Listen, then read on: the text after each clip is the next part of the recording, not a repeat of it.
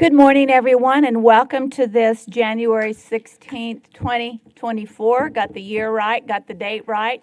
And I don't really want to quote what the temperature is because I'd hate to get that wrong today. I don't think we want to take a vote on whether we prefer 16 degrees or 115, but it's questionable which one is better for us. But welcome. And we will start, as usual, this meeting with our chaplain prayer and pledges. And we want to welcome Chaplain Dawkins to the front to lead us in both. Thank you.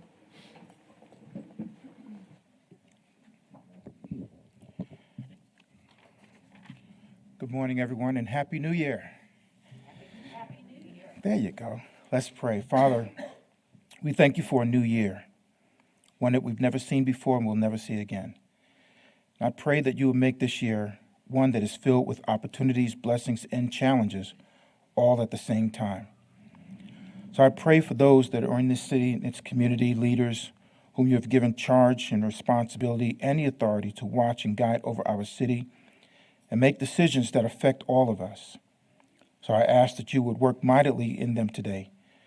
So we invite you to come into this room and cause them to have a productive meeting, and that there be a sense of agreement and cooperation, and come to peaceful solutions for the benefit of our community. I pray for warmth and shelter for those who do not have it, those that can come into a place where they can find shelter and comfort during these cold weathers. And Lord, you said in your word in Jeremiah 29:11 that you already know the plans that you have for us, plans to prosper us and plans that are not for evil, but plans that will bring us to a good future and a hope. So I pray and lift up the mayor, her staff, and the assistants, the city council members, the city manager, the city attorney, and all the persons that are instrumental in leading and directing our city. I pray for the police chief and the entire police force, the sheriff's department, and that they will continue to protect and serve the residents of this city. I pray for the fire chief and the fire department and all the first responders who serve our city. And lastly, I pray again for this year that you will bring continued economic prosperity and safety for our city. May you draw in and attract to our city industry, businesses, and corporations that will produce jobs and revenue and help us to grow and prosper. In Jesus' name, amen and amen. Let's do the pledge. I pledge allegiance to the flag of the United States of America and to the republic for which it stands, one nation, under God, indivisible, with liberty and justice for all. Honor the Texas flag. I pledge allegiance to thee, Texas, one state, under God, one indivisible. Thank you.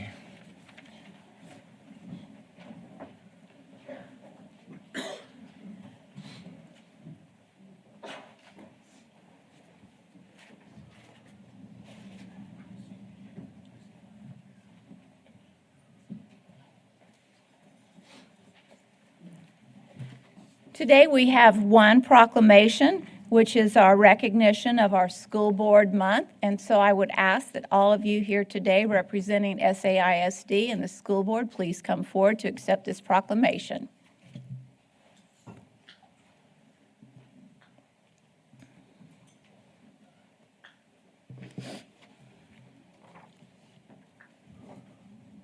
Hello, hello, hello. We might start with the introduction of the new SAISD superintendent. I think this is your first meeting in your first month on board, so you want to introduce yourself to our members in the audience today. Yeah, I think it would be good if you would. Well, good morning, everyone. My name is Christopher Moran. It is a pleasure to join you as the school superintendent of San Angelo ISD. It's an honor to follow Carl Detlef and to join such a talented and caring school board. I think you all know that the school board here in San Angelo is committed as stewards and advocates for the more than 13,000 students that attend our school district to provide a safe and caring learning environment so that every student that comes through the doors of our schools is provided the very best. we've got work to do, and we know that. But today, and in this time, is a time that public schools have come under attack like no other. And these 7 individuals have stepped forward to serve this community as volunteers. They don't get paid much, in fact, nothing. But they do show up faithfully, and they do advocate, and they do serve this community faithfully. And I'd like to say thank you. As I get to know them and as I assimilate into your community, it's a pleasure to be here. And we honor our board this month, really every month, but especially this month. And so Amy Mizell Flint, Dr. Taylor Kingman, Dr. Kyle Mills, Pam Duncan, Gerard Gallegos, Bill Dendel, and we're missing one member, and that's Lupita Arroyo, who is not able to make it today. So, Mayor Gunter, thank you for the opportunity to be here today, and council members, I look forward to getting to know you as well in a time to honor our school board and our district. Thank you. Yes, ma'am.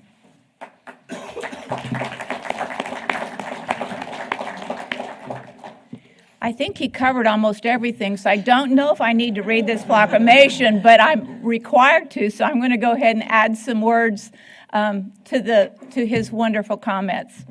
The mission of public schools is to meet the diverse educational needs of our children and to empower them to become competent, productive contributors to our society in an ever-changing world. Our San Angelo ISD board members are committed to the children of San Angelo and believe all children can be successful, lifelong learners, and that the best education is tailored to the individual needs of each child to support each child's hopes and dreams. This distinguished group of servant leaders includes Board President Dr. Taylor Kingman, Vice President Mrs. Amy Mizell Flint, Secretary Mr. Gerard Gallegos, Treasurer Mr. Bill Dendel, Mrs. Pam Duncan, Dr. Kyle Mills, and Mrs. Lupita Arroyo. SAISD board members work closely with parents, educational professionals, and other community members to create the educational vision we want for our students. They are responsible for ensuring the structure that provides a solid foundation for our school system and dedicate numerous unpaid personal hours to support and lead our San Angelo schools. Our San Angelo ISD school board members are strong advocates for public education and are responsible for communicating the needs of the school district to the public and the public's expectations to the district.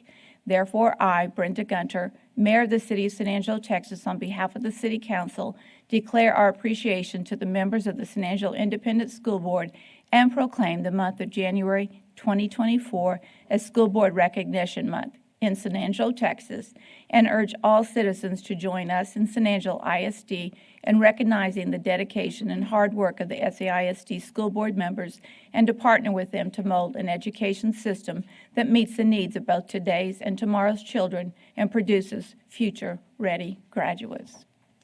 Taylor, would you like to come forward and accept this and offer some comments? Thank you.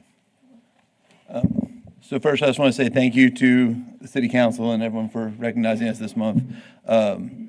Obviously, the board spends a lot of unpaid hours, and to be recognized for each of the hours that all these people volunteer is important, so thank you. We're blessed to have a great relationship with the city and community leaders, and that makes our job easier, so thank you all for that as well. Our district is filled with wonderful teachers, administrators, staff that are working diligently to prepare students for success, and it's our job as a board to support that. It's our job to support their successes and then help also support the areas where we need to improve.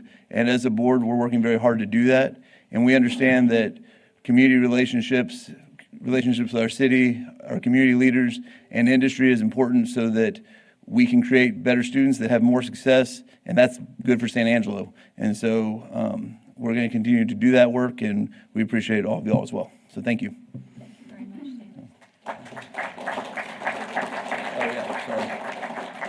Would anyone else like to offer comments this morning? Okay, let's move forward over this way, and we're going to have a picture.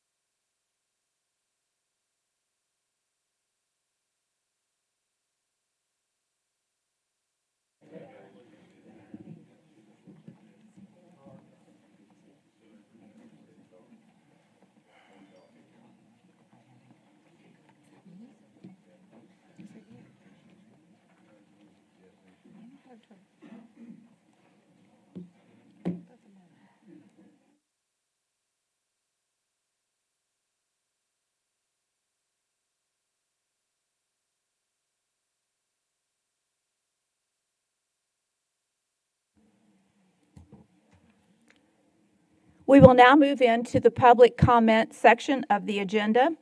Issues or concerns not on the regular agenda may be raised by the public at this time. Citizens should speak from the podium, address all comments to the dais, begin by stating their name and address or single-member district number, and limit their remarks to less than 3 minutes. Do we have people here who would like to offer public comment? Mayor, I'd like to start, if that's okay. Yes, ma'am. Okay, I'm Teresa James. I'm the city attorney. I have been asked multiple times in the past couple of weeks why we allow people to speak at our public comment period who have such negative things to say about us. Some of these questions are specifically about Mr. Barrio and his self-proclaimed so-called citation that he issued to the City of San Angelo City Council. So I would like to address those questions. The City of San Angelo has for a very long time had a tradition of allowing members of the public to speak at every regular City Council meeting. They can speak for 3 minutes on whatever they choose. Most citizens discuss upcoming public events or concerns they have that they would like to be addressed. But there are also a few who come with personal agendas and use their time to air their grievances with the city, often through unspecified accusations of corruption or wrongdoing on behalf of council or staff. And we listen to them every time, and we allow them to speak every time, because they have a constitutional right to address their representatives, and we will protect their right to do so. So even though Mr. Barrio has alleged that there are attempts to silence him, we will defend his right to speak during public comment regardless of what he has to say. The second question I'm often asked is, why don't we respond at the meeting? And part of the answer to that question is that council is limited to what they can discuss during the public comment period to avoid violations of the Texas Open Meetings Act. We can provide information as I'm doing today, but there's no ability to have a dialogue with the speaker or to decide on the matter at that time. That is typically the reason there is no response. In the case of Mr. Barrio's self-proclaimed citation, we do not respond because there is nothing to respond to. Mr. Barrio's citation that he issued to council is not real, but it's just a way in which to make his public comment seem more official, when in reality it carries no legal weight beyond information regarding a grievance he has with the city. This is also why when Mr. Barrio claims that legal consultations with my clients about their personal responsibility to the public is a violation of the Open Meetings Act is not correct. The Open Meetings Act ensures that matters of public concern that the council has legal authority to decide are decided in a meeting open to the public. Since the self-proclaimed citation issued by Mr. Barrio is not real, but rather just a public comment airing grievances, there is no official business that needs to be decided. Therefore, discussing it cannot be a violation of the Open Meetings Act. I will say that one benefit of Mr. Barrio's comments is that the press is very interested right now in what happens at city council meetings. And I hope the press that's watching this morning will remain interested for the remainder of the meeting, because the real work of government carried out by real dedicated public servants will take place here today. Today, this council will consider action to complete a water project and a sewer project that will help provide secure water and reliable sewer for decades to come.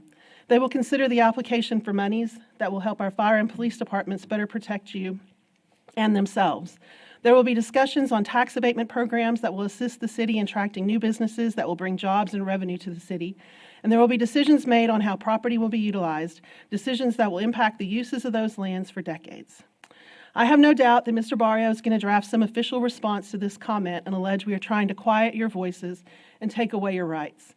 That argument will also not be real. We understand there are citizens that are unhappy with some of the actions of the city. We speak to those citizens every day, and every citizen is able to call the mayor, their council member, the city manager, one of the directors, or myself to discuss their concerns. But in addition to that, if any citizen has a grievance with the city, there are multiple real paths to have a grievance heard and resolved. If you've been injured or had property damaged by the city, contact our risk management department, and they will send you a claim form. If you believe you've been discriminated against because you have a disability, go to cosatx.us/ADA and provide a comment or file a formal grievance. If you believe the mayor or a council member has acted unethically, you should report what has occurred to either the mayor, a council person, the city manager, or myself, and we will gather facts from you and initiate an investigation into the allegation. And if you wish to file a petition to create a new ordinance, to remove a current ordinance, or to recall a council member, the city clerk is happy to work through that process with you, as they have with many other citizens before you. Or if, like Mr. Barrio, you want to come and issue self-proclaimed so-called citations to city council, there is a public comment period at every regularly scheduled council meeting where you can do that as well. We will protect your right and Mr. Barrio's right to do so. Thank you. Further public comment today? Jackie, you want to come forward?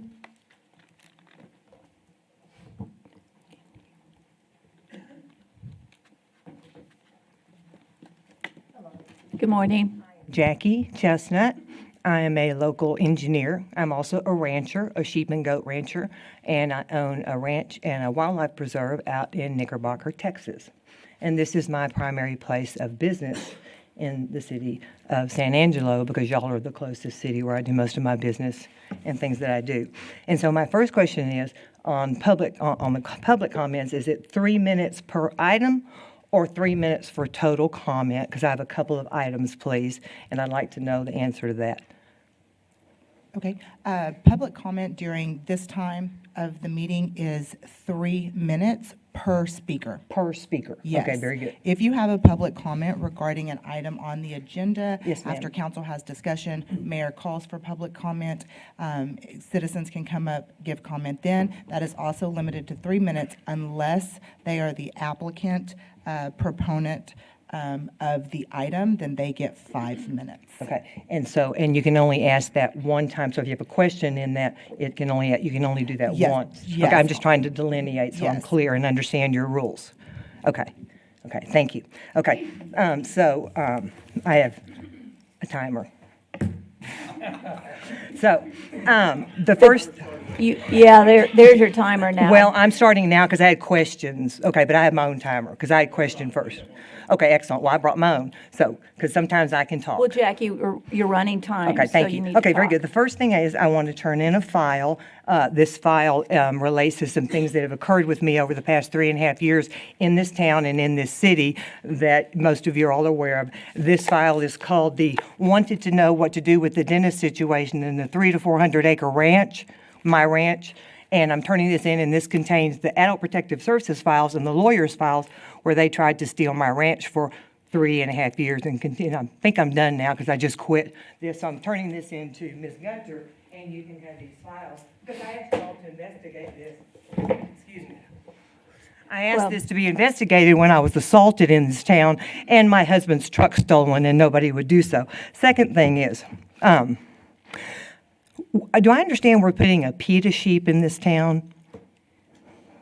Excuse me. Are we, second item. The PETA sheep, that we have a PETA sheep. Teresa, we- you want to answer that? We've had a request by PETA to install a sheep, but they have not finalized that request. Not on city property, I assume. It would have to be on city property or private property. I'm a sheep and goat rancher, and we're in the middle of sheep and goat country.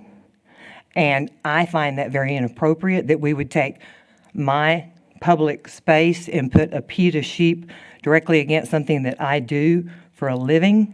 So I'm just stating that publicly. Now, I'll be happy to take that sheep and put him in my barn with my other sheep, and she or he can live there, but not on public property, and I have a problem with that.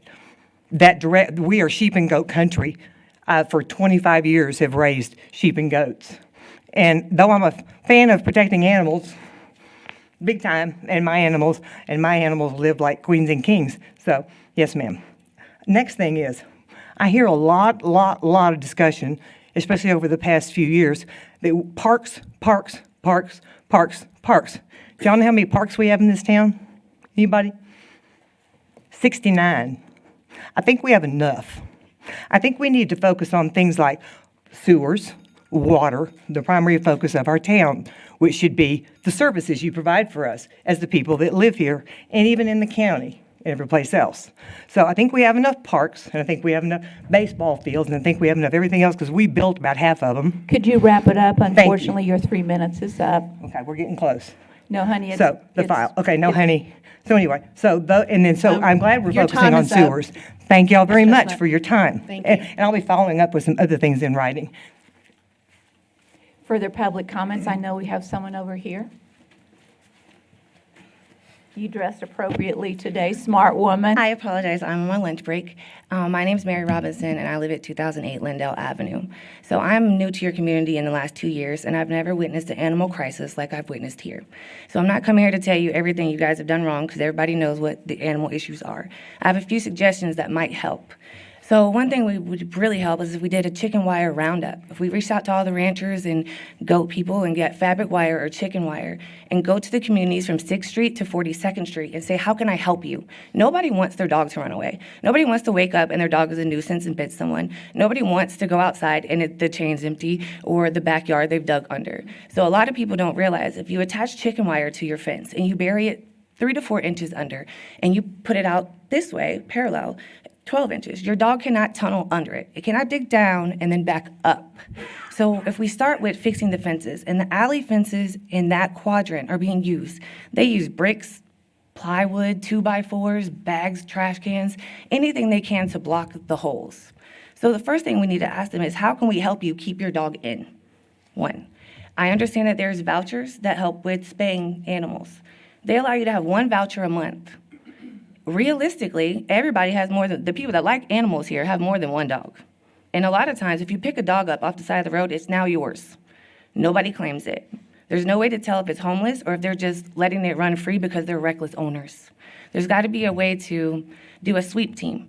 People that are comfortable with animals to walk the streets or even make contact with your local trash company. Ask them, where's the Target houses? As I used to be a delivery driver when I first got here, there's multiple places I would deliver, and all you hear is puppies barking. There has to be a paper trail of the statute that says if your dog's over 4 months old, we're going to ticket you. How many tickets were issued last year? Do we know? How many people are actually getting money taken out of their pocket for not getting the dog neutered? Because the biggest issue is containing and multiplying. Every dog we rehome, a litter of puppies is born. So we have to have an accountability where people are actually putting money out their pocket or they're not going to stop. We have to say, besides we're going to punish you, how can we help you? What is your problem? Why is your dog running away? There's a statute here for multiple pet permits. How many permits have we issued for multiple pets? Do we know? I mean, there's a permit in the statute that was established that says if you have more than, I think, 5 pets, you have to have a permit. How many did we issue last year? Did we go by and check the quality of those pets? Are we making sure that their fences are contained to own that many pets? And then the second issue I notice is when we do adoption campaigns, right? We're doing it in the same town that all the animals are running free in. Is there a way to outsource to other communities that don't have an animal issue, that don't hold adoption events, and transport the dogs there and have the adoption event outside of our community? Not giving them the dog and putting it in their shelter. Can we hold an event in a town that doesn't have 40 dogs running free every day, that people might want to adopt that dog and be able to contain it better? So there's a few suggestions. My biggest one is the sweep team.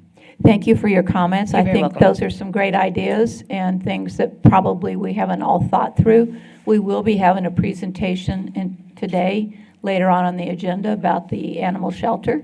So if you have time to stay here and listen to it, and maybe you can bring up some further comments. Yes, ma'am. Thank you. Further public comment?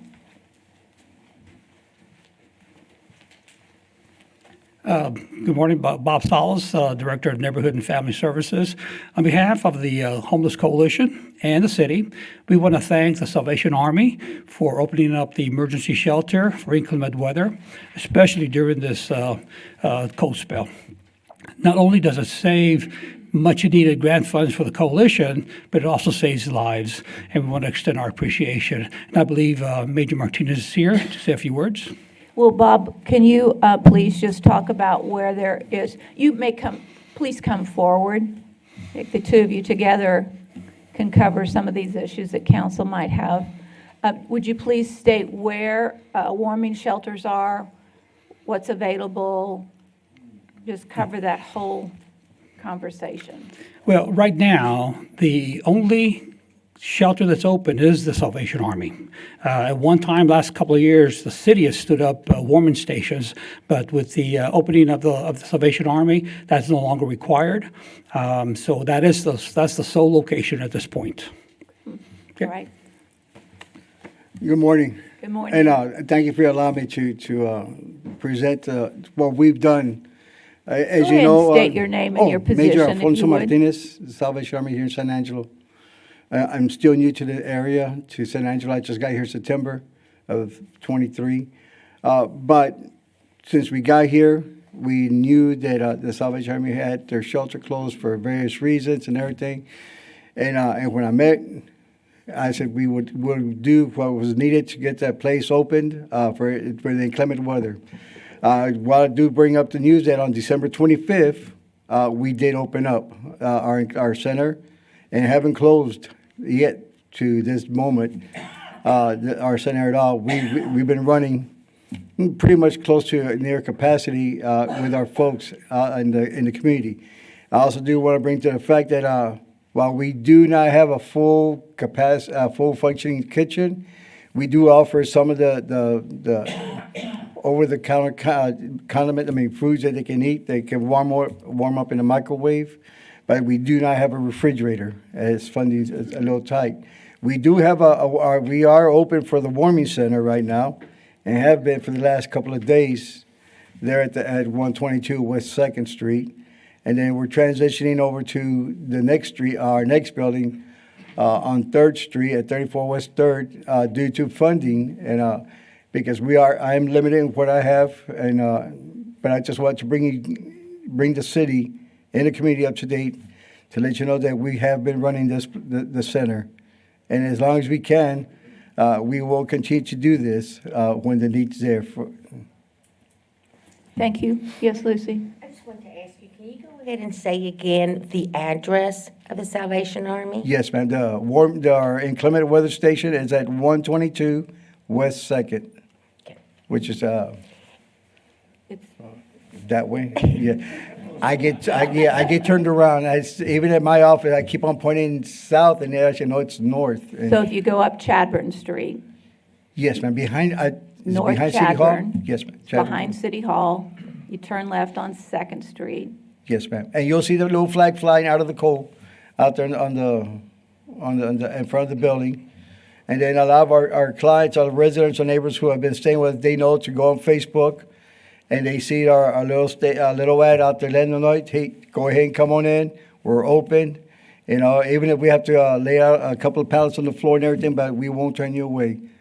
You know, we'll make every effort to house you for the night. Okay, thank you.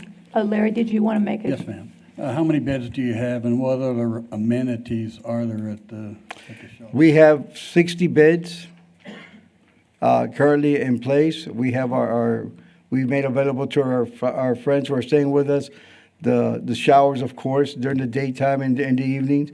The laundry service, we have our washers and dryers up and running, thank goodness. A little bit of tweaking here and there, and the water heater kicked up, and has been running good. The only thing that we do not have is a refrigeration to keep food cold. But most of them have it's crazy. They just stuck them outside, and they stayed cold. I have one more question. Thank you very much. I just have one more question. What hours do y'all have that you accept people? Basically, we start our intake at 6:30, and it stays open basically all night. Our attendant, our monitor, who's paid to be there, has the door open. Is that 6:30 a.m. or p.m.? PM. PM. PM. Yes, ma'am. And then they already know that after hours that if San Angelo Police brings somebody in, we accept them in. Larry? Yeah, you indicated that you've been close to full up. What's the closest you've come to that 60 beds? 60. Yeah, I think 48. And we have a family and a few women staying with us, but the majority of all men, they have been staying with us. Thank you very much. Yes. Mayor, Oh, wait, yes, John. one question, Major. How big a refrigeration unit do you need? Or what would be ideal? Ideal? Oh, Ideal. Oh, goodness, you're hoping that, a double door? I mean, if you tell me something, I mean, somebody could just open, stick their drinks and their foods in there overnight. I'm not picky. Okay, thank Yes, you. yes. Thank you very much. Thank you. All right. Further public comment, please come forward.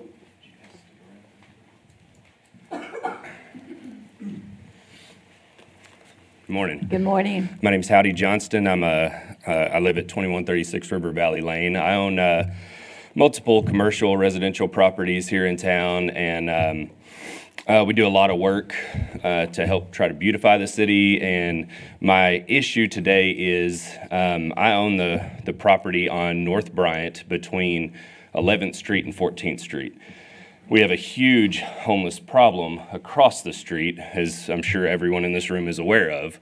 The issue is I don't know where to go or who to talk to about this issue. The police have been outstanding in helping us, when we do have issues. But the environmental concerns I have over there right now are extremely bad. We can smell the feces and the urine blowing across Bryant, all in the surrounding areas, not to mention that the river is running right through there. And so there's a lot of environmental concerns we've had over there. I used to have a property over on 29th Street that was also on the river, and we had the same issues there. And we ended up selling the property because of the theft and drugs and environmental issues that were going on over there. So I would love to work with somebody like the Salvation Army, work with the city, anything we can do to help solve this issue. But I have people that lease these properties from me, and like across from that area right now are storage buildings, and they're nice, they're clean. We worked with the city to get everything, trees planted, make it look, beautiful over there. And they've been really good renters for us for a long time. Just the other day, the owner was checking his buildings before he went home for the weekend, and there was a man in there, and he politely asked him to get out. The man kicked a cup of urine and feces all over him, and this is just unacceptable. And again, the police have been outstanding in helping us, but we need to do something about it. I don't know if the man who owns the property there is getting fined or what's going on with that. I know it's a humane issue and understand, but I just wanted to address it with the city council, and if y'all can steer me in any direction that would help solve this issue, it would be greatly appreciated. We will follow up with Bob Salas, Mr. Martinez, maybe Michael Dane. We will try to address that issue specifically, but there is a homeless coalition. We perhaps can utilize that commission as well. And I just want to say, it looks like you brought some tremendous support with you this morning. I did, yes, ma'am. She looks like she's given you all the backbone you need. Yes, ma'am. Brenda? Yes, sir. So, Mr. Johnson, I think Rick and I worked at one point in time, there was some requirements that they needed for the facility where the portable buildings are for sale there. Yes, sir. How often do they get into those buildings? I would say in a 7-day week, it's probably at least minimum 4 times a week. The guy who owns it has cameras, security cameras in the area. We pay for AEP lights, to light the thing up to try to deter that. But windows broken out, they break into his office, they break into the buildings, they leave needles, pipes, all the trash, everything over there. It's a constant battle, and I'm going to lose a source of my income possibly from this if it continues and we don't figure out some way to solve this issue. Okay, and it's what amazed me as I started to hear that. It's probably almost 50 times a month you've got broken windows or broken doors. Absolutely. It's at least 70% of the month. Okay. For sure. All right. Thank you. Thank you. Further public comment?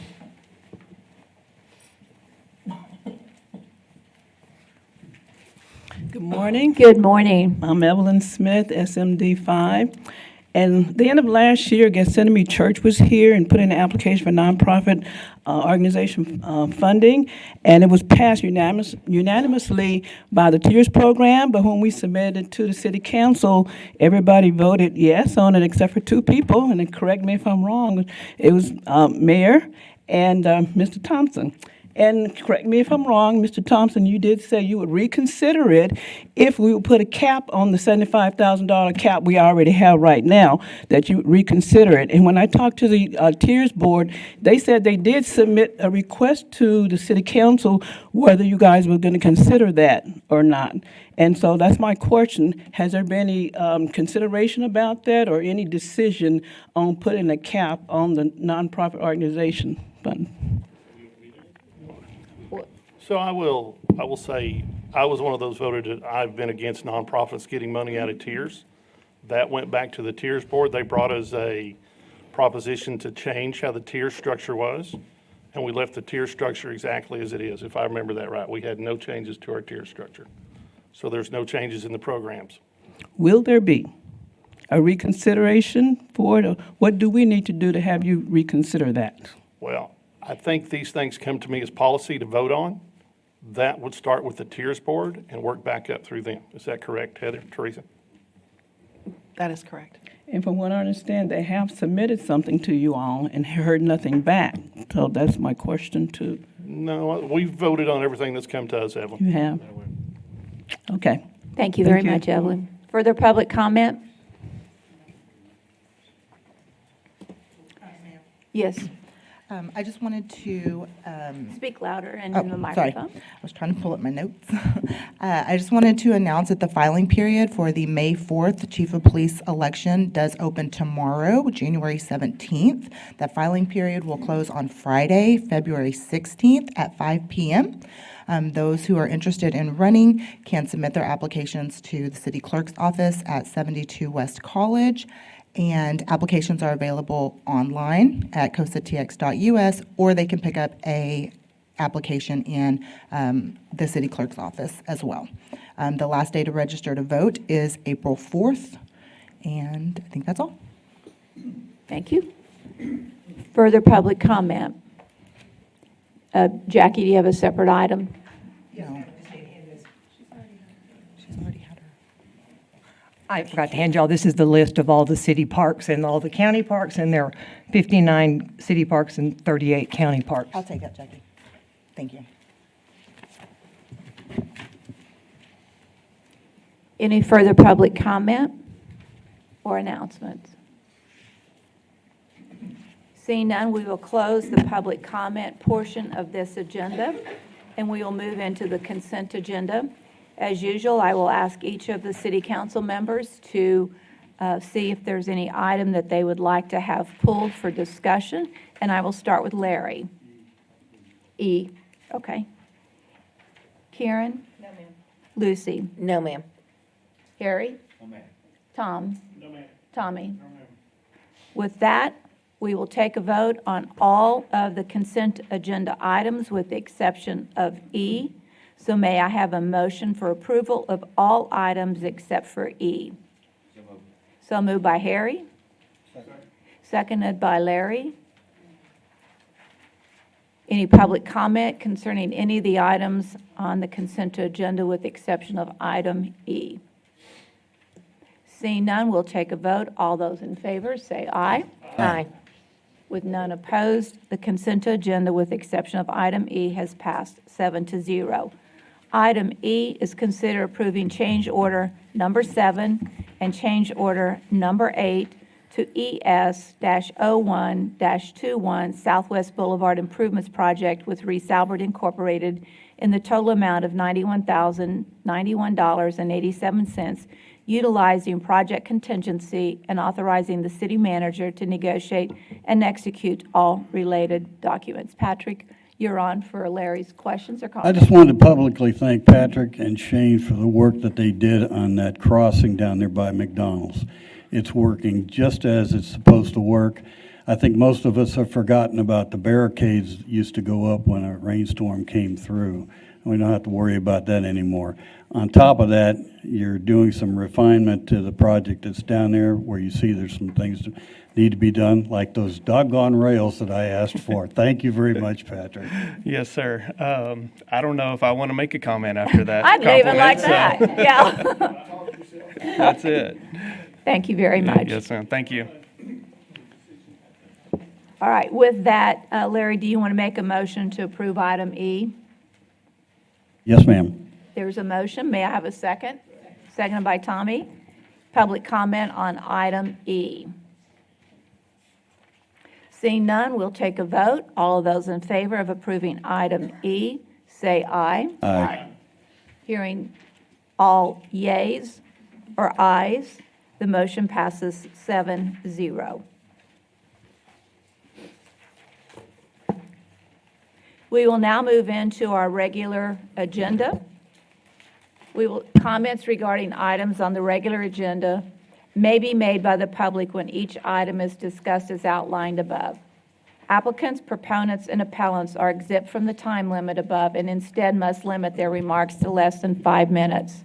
The first item is consider a resolution of support for the proposed development of the Bergman Heights Senior Affordable Housing located at SEQ Petro Drive and Ben Ficklin Road as part of the 2024 Annual Low Housing Tax Credit, LIHTC, Affordable Housing Program for KCG Bergman Heights. And Bob, you are on. Good morning, Council, again. KCG Bergman Heights LP is the second 9% proposed low-income housing tax credit proposal, asking for a resolution of support.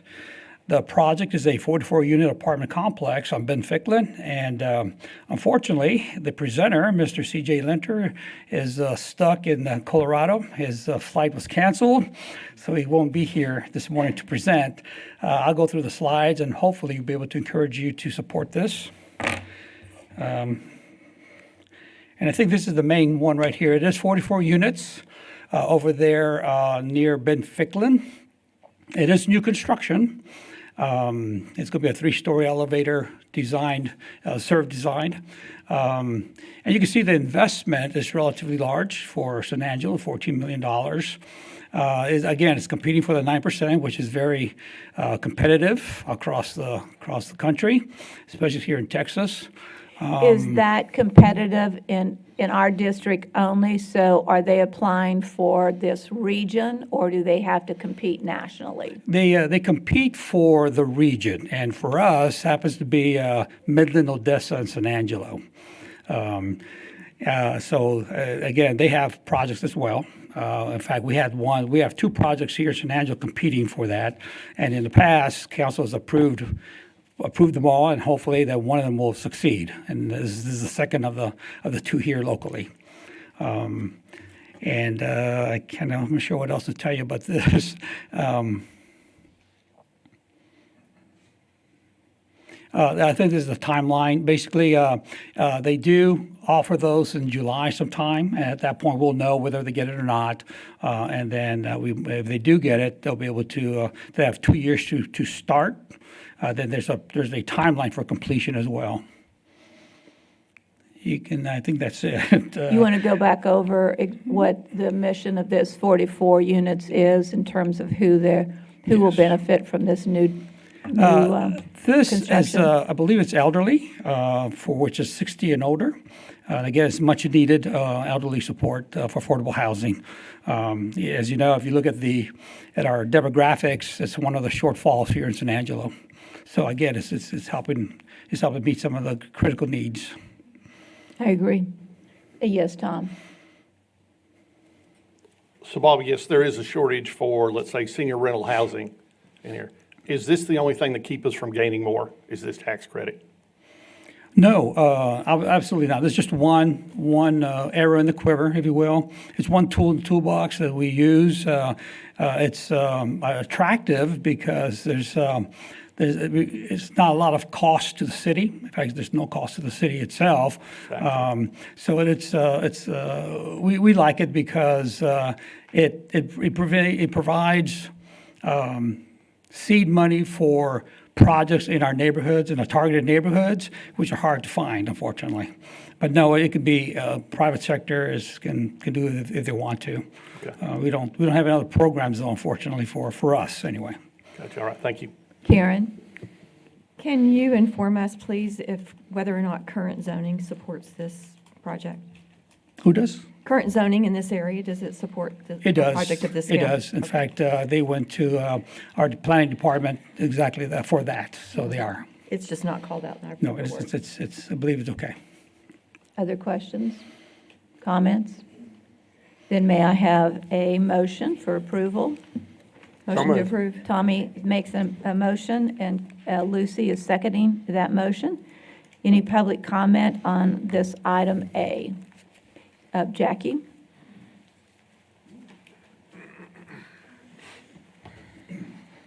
My comment on this is, yes, this is definitely a need in this community. My other comment is that though you say it's not a cost to the city facilities, the sewer and the water and the utilities are all going to have to be supplied by the city. And I go to my former questions of, is the city prepared to supply the services to these facilities coming in? While lovely and going to house a lot of people, you're fixing to add a big old fat load to the sewer, the water, and the utilities right here in the smack in the middle of town. And while you're zoned for that, are you prepared for that? And where's the backup showing you've got that? Because we're adding lots and lots of load. And the elderly are our new poor, particularly elderly women. And we need these facilities, and we need them to be accessible, which is another problem we have in this town, is accessibility. Those are my questions back to the city as we decide to approve these projects. Are y'all ready to provide the things you're supposed to provide the city, water, sewer, and utilities, so these operations can come in and do what they need to do? We stay very much on top of capacity of sewer and water. That is an ongoing conversation, and this council has made great strides in terms of making sure we have longevity in terms of water supply. And with our new Lake Nasworthy sewer project, we are ensuring that sewer capacity is up for future growth for many decades to come. So we're excited to have this project. We know there's a need, and I would ask if there's any further public comment concerning this item. Seeing none, we will take a vote. Those in favor of approving item A, say aye. Aye. Hearing 7 ayes, we will consider that approved 7-0. We'll move to item B, which is discussion and direction related to the Community Accessibility and Connectivity Project Grant Award and related projects. And Patrick, you're back on, and I'm sure Shane Kilton's back there somewhere, support.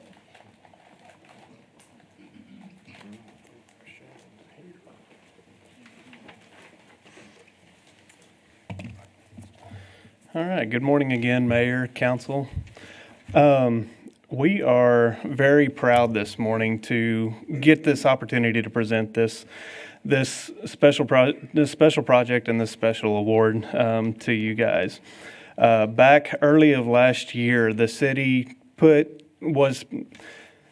TxDOT opened up an application for the Transportation Alternative Set-Aside Grant, or the TA Set-Aside Grant. This is a grant that the city utilized on Chadburn Phase A to do some of the sidewalk improvements along that stretch and the pedestrian improvements along there, so you can kind of see what kind of impact this grant was.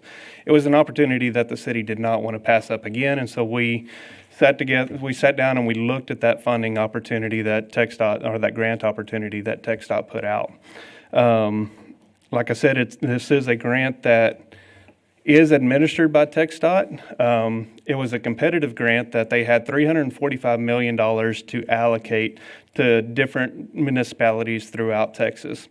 And one of the caveats of this grant is it can only be used for pedestrian and bicycle amenities, as well as the engineering design for those projects. So it can't do anything that's street unless it has a benefit toward one of those two pedestrian or bicycle improvements. When we sat down and we became aware of the 3 different categories for this particular grant, and the amount of funding that was available in each of those categories, it became very clear that we really needed to put together a project that could compete well.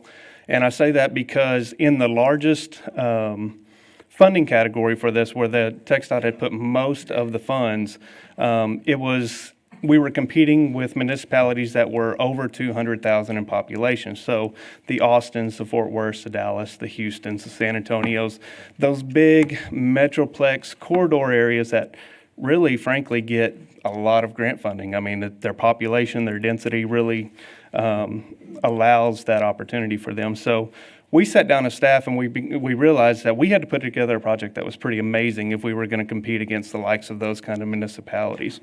And so we did, and we came up with what we called the Community Accessibility and Connectivity Project. Sorry, I went back one.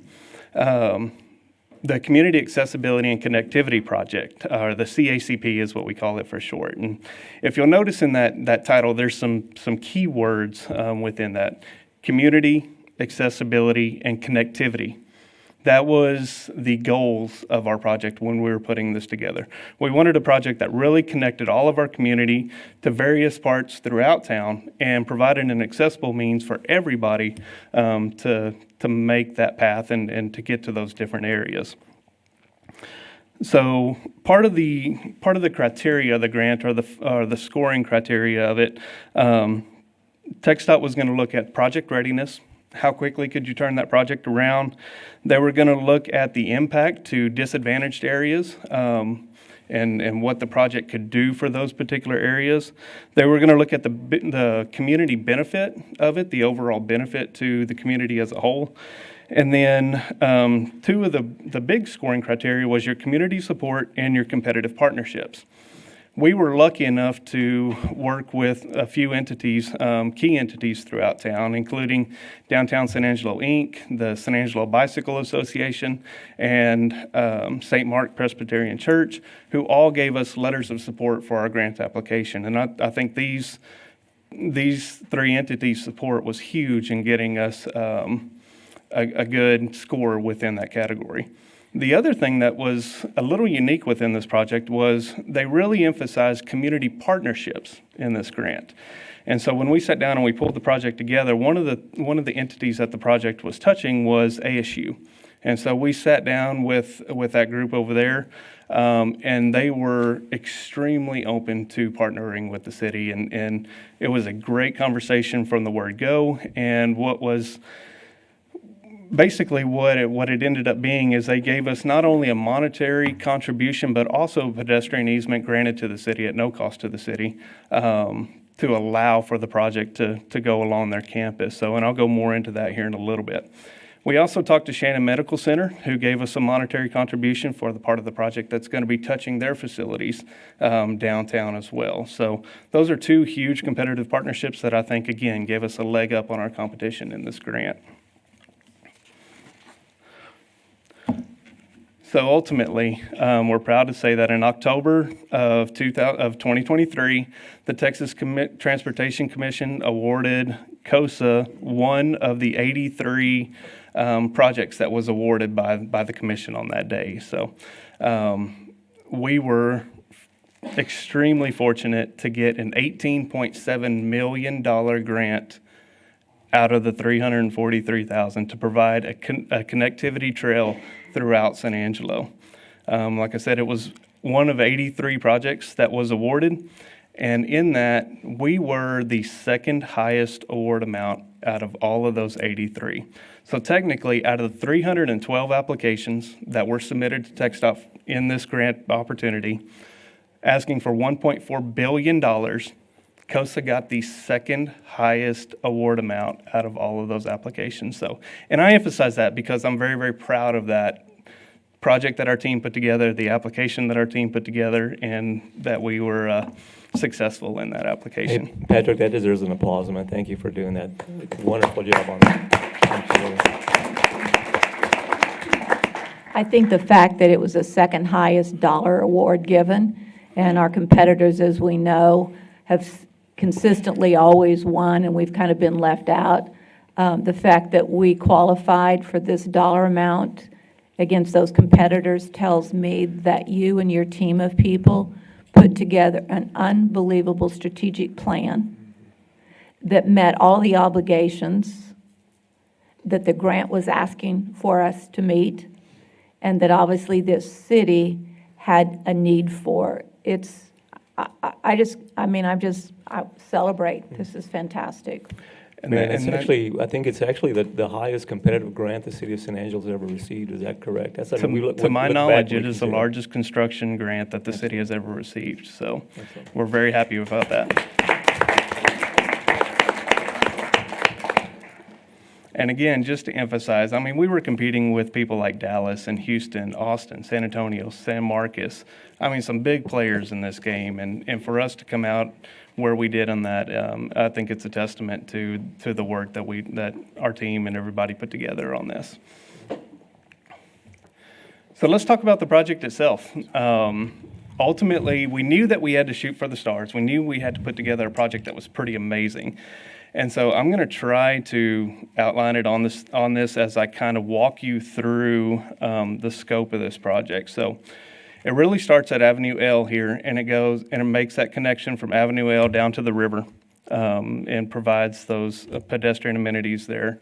We jump across. Chadbourn Phase A is complete, so we're going to tie into that Chadbourn Phase A, and we're going to finish that little project downtown to the Loop. Then we're going to continue on all the way down Chadbourn Street to 29th Street. So you can kind of start getting a feel for the different neighborhoods this thing is connecting, the different areas that it's connecting to. We're going to pull across on 29th Street and come across to Edmond, Glenna, all the way down to the Loop again. Move across the Loop down to Arden Road, continue down Arden Road, across Sherwood Way, down Avenue N to the college at Johnson Street, and then we're going to connect Johnson Street from Avenue N down to Knickerbocker. We also have a little leg here that's going to connect right here by the City Hall Annex and go down Beauregard and connect to Shannon down that loop. So, sorry. Oh, where did I go? There we go. How do I clear all that off? Maybe they can help me in the back. What this does is it ties into not only, everyone's well aware of the TxDOT work that they've been doing along their roadways with the sidewalks and the accessibility improvements along there.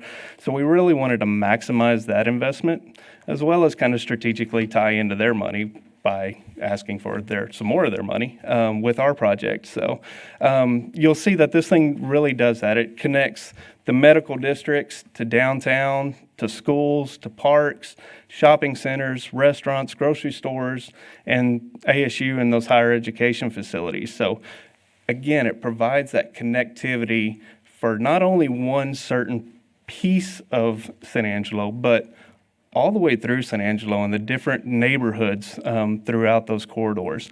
And it's very important for us to say that we put together 11.4 miles of sidewalk that's going to go into this project, in addition to 2.3 miles of shared use path, which a shared use path is a path that's wide enough to both bicycle on and walk on at the same time. So that's a total of 13.7 miles of improvements in the city. It's something that I feel like we would have never accomplished without this opportunity. So I think this is a huge project for the city. It's going to benefit the entire city as a whole, and that's really what we wanted to do, is impact as many people in as many communities and as many neighborhoods as we possibly could with this project. Like I said, one of the big pieces of this was the accessibility portion of it.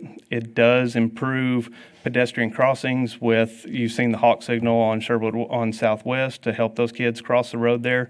You're going to see some more of those come out. Those key areas down by the soccer fields are going to see some of those that have high pedestrian traffic trying to cross over by Kirby Park, downtown. Some of those key areas is going to have improvements to all of those, help cross safely or cross those roadways, as well as ramps and everything else that our handicapped community needs as well.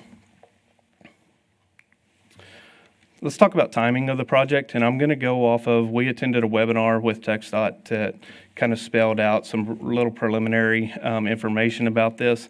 And these timings are coming strictly from that webinar. So in 6 to 9 months, we have to sign an AFA with TxDOT, basically an advanced funding agreement with TxDOT that starts the project, says we're going to pay for our local contribution side and what TxDOT's going to pay for, just spells out the terms of the grant. After that, we can start work on the design. Again, that engineering design is a reimbursable cost, so we don't want to start any of that until after the AFA is signed. And that they're expecting that to take 12 to 18 months. I think that's a little conservative. I think we can push that ahead a little bit, but again, I'm going to go off of their numbers and be conservative here. And then within 30 months from that AFA execution is when they're expecting construction to begin. So let's talk about the funding of this project. This grant is an 80-20 match, meaning 80% of the project is going to be paid for by TxDOT funds and 20% is going to be paid for by city funds. So what that means is 18.7 is TxDOT, $4.7 million is what the city needs to pay for. In addition to this money, there is a portion of the project that has to be constructed in coordination with the street repair. Or the street rehabilitation project. It's not feasible to do this as a separate standalone thing. So in total, what we need for this project to make it happen is $10.5 million to make it all work. We've identified some funding allocations to do that, and you see that there on your screen. That ASU partnership contribution, again, I said ASU stepped up. I didn't tell you by how much. $400,000 is what they're contributing to this project. So again, an amazing partnership with that group over there. And that Shannon also contributed $25,000 for the portion that's touching their particular facility downtown. We have one of the key portions of this project was it ran along projects that we were already working on. Edmund Glenna, 29th Street, some of those, Chadburn Street, some of those projects that we already had funding allocated to for pedestrian improvements. So instead of paying for $1.1 million and just getting that, I'm essentially getting, 5 times that amount out of that same money. So we were able to maximize those bond funds of $1.1 million, use that as a matching portion of the grant. And to help eat away at that 10.5. Chadburn Phase A contingency that we didn't use, when we allocated that Phase A contingency, council requested that we take any remaining contingency and we apply it to Phase B. So that's what we're doing here with that $928,000. The ARPA funds are available at $5.6 million. There's some bond interest revenue from the street improvement bonds that we had of $1.4 million. And then we're hoping to get in front of the Tiers Board here shortly and present to them. They had made a statement back when we were talking to them in the past that if we found some grant monies or a project, that they'd be willing to help contribute to that, but they didn't want to pay for improvements outright, but they were willing to help maximize any grant opportunity. And so we have that opportunity now, so we just need to get in front of them and make that request to them and see what they'd be willing to support in this project. So ultimately, without knowing what Tiers is willing to do, we're about $1 million short on this to come up with that full funding amount. So that's kind of where I'm standing in front of you guys today to see if there's any additional direction. I think we kind of have it spelled out pretty well here, and we can make up that $1 million fairly easily. But any suggestion, ideas, comments from council is what we're here today to get y'all's discussion and direction on.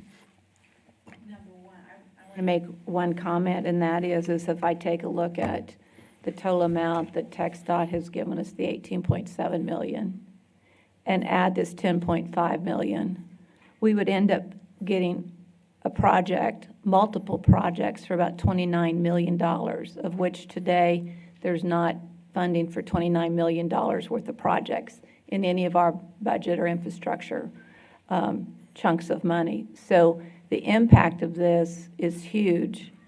The impact on multiple areas of town is huge. So we're not focusing on a single entity. We're talking about a community as a whole. We constantly talk about connectivity, ADA accessibility, our ability to address some of these issues that have not been addressed over years as we've not done these kinds of projects. Most importantly, I just want to say thank you to you and your team for listening to these webinars, because I know one of the big ways that you end up getting these grants is by listening to the language and the things that they're specifically targeting these grants. And you listened and you made the grant applicable to the key issues that were important to TxDOT. So you guys did a tremendous job of executing this. Really, really proud of the team Thank that you. put this together. So I'm tremendously supportive of what you've put together. I think it's a great plan. It's the first time we've ever had this kind of an award given to us, and I think our support and vote to support you is hugely important based off of what you've just said. Other comments, questions from City Council? Do I have a, Larry? The shortfall on tiers, are there funds available with them? I don't know where their pot of money is sitting right. Again, that's what we need to work with Aaron and that group that's managing those tiers funds to really work for. Most of the project that we're going to be asking for falls in this north side tiers area. So we did have our consultants look at what the benefit or the cost of those improvements along that north side is. If you look at the 20% of that, it well exceeds the cost of the project well exceeds what this $1 million would be. So the matching portion of those improvements would be the $1 million, which is kind of what we're anticipating asking tiers for. Again, I don't know what they're willing to do, but from what I understand within those budgets that there's a possibility there. And again, we don't necessarily have to do it all within this funding cycle. It can be over a course of a couple of years. If you saw the timing there, 30 months, we do have some opportunity there to kind of spread this out and lessen that impact all at once. Further questions, Yeah, Tom? but if you don't want. Patrick, I mean, this is a great thing. It connects a lot of what we're looking for. Does that deplete our ARPA funds? From what I understand, that is the full balance of what's left in the ARPA. That's all the balance of the ARPA. And I'll bring up this is a discussion at this point, but the financing for the $1 million, needs to come back and we'll see different parts of that. But on the tiers, I have some concerns about that as far as it affects both sides and how we go through and how we pay it out and how we pay it back. Glad to see it coming, but I was just really curious about the ARPA funds. Right. Any other questions or comments from council? May I have, yes, please. I am so excited. You did great. And the 11.4 miles of sidewalk is exciting as well, but I don't see my sidewalk on there. So are we still working on that? I've got a plan for you, Lisa. Okay, as long as I'm still on your mind. But thank you so absolutely much for are. your hard work. Yes, ma'am. Thank you. I think what we are saying is move forward. Do you need a vote of support for your presentation I don't think today? I need a vote. I just need a direction. We're not so I voting think I've got today, we're that. giving you directions, but I think there's a thumbs up on the expenditures, where we're going to find the money to do it, and we will work hard and aggressively to come up with that $1 million that you're short, but we've got time to do it, and we don't want to hesitate in terms of giving you the support, and go for it. So I do want to say, while I get the privilege of standing up here speaking, the rest of our team is attending a 6-hour webinar today in conjunction with this. So You spent the time that was needed to get the award, and that is key. These webinars on these grants are big points when you end up applying. that is it. Thank you. Thank y'all very much. Appreciate it. Thanks, Patrick. Item C, discussion and review of Chapter 8, Article 8.10, parking vehicles on unimproved surface of the Code of Ordinances. And Bob, you're on. Mayor, Oh, I think yes. there's a request for public comment on that last item. Oh, so sorry. Since we didn't have a motion, All items on the agenda, even if they're not action. perfect. Open for public comment. On this, if you want to put the map back up, first of all, I think this is a lovely thing to get done. It kind of reminds me back of the day when we did the Paseo, and we worked with LCRA and all those people and got lots of all this done for the walking and the ADA and making our community tie it all together and lovely. So I think that's a great idea. My question on this and comment on this as well is who directly is going to manage this large amount of money? And how it will be managed and how it will be decided what and how these things are done. I see you're going to get engineering done, and that's great, but who directly is going to manage this huge budget for this city to see that things are not incorrectly done? And then my other question is part of this budget for the city and all of our things like this, and then ADA compliance and putting in things for ADA as far as hearing and seeing and all those things on our facilities, is there money in this budget, or will there be money in this budget for maintenance of these things? Because that's important too, because we're adding these things, we need to keep them in good shape. As part of this, could we see that added in there possibly? No, we can't. Okay, we cannot. That's not why. This is building. Okay, this is building. Okay, very good. And so can y'all We'll tell deal with the me? maintenance issues as we do every year in the budget session. Okay, and so who do I talk with about that?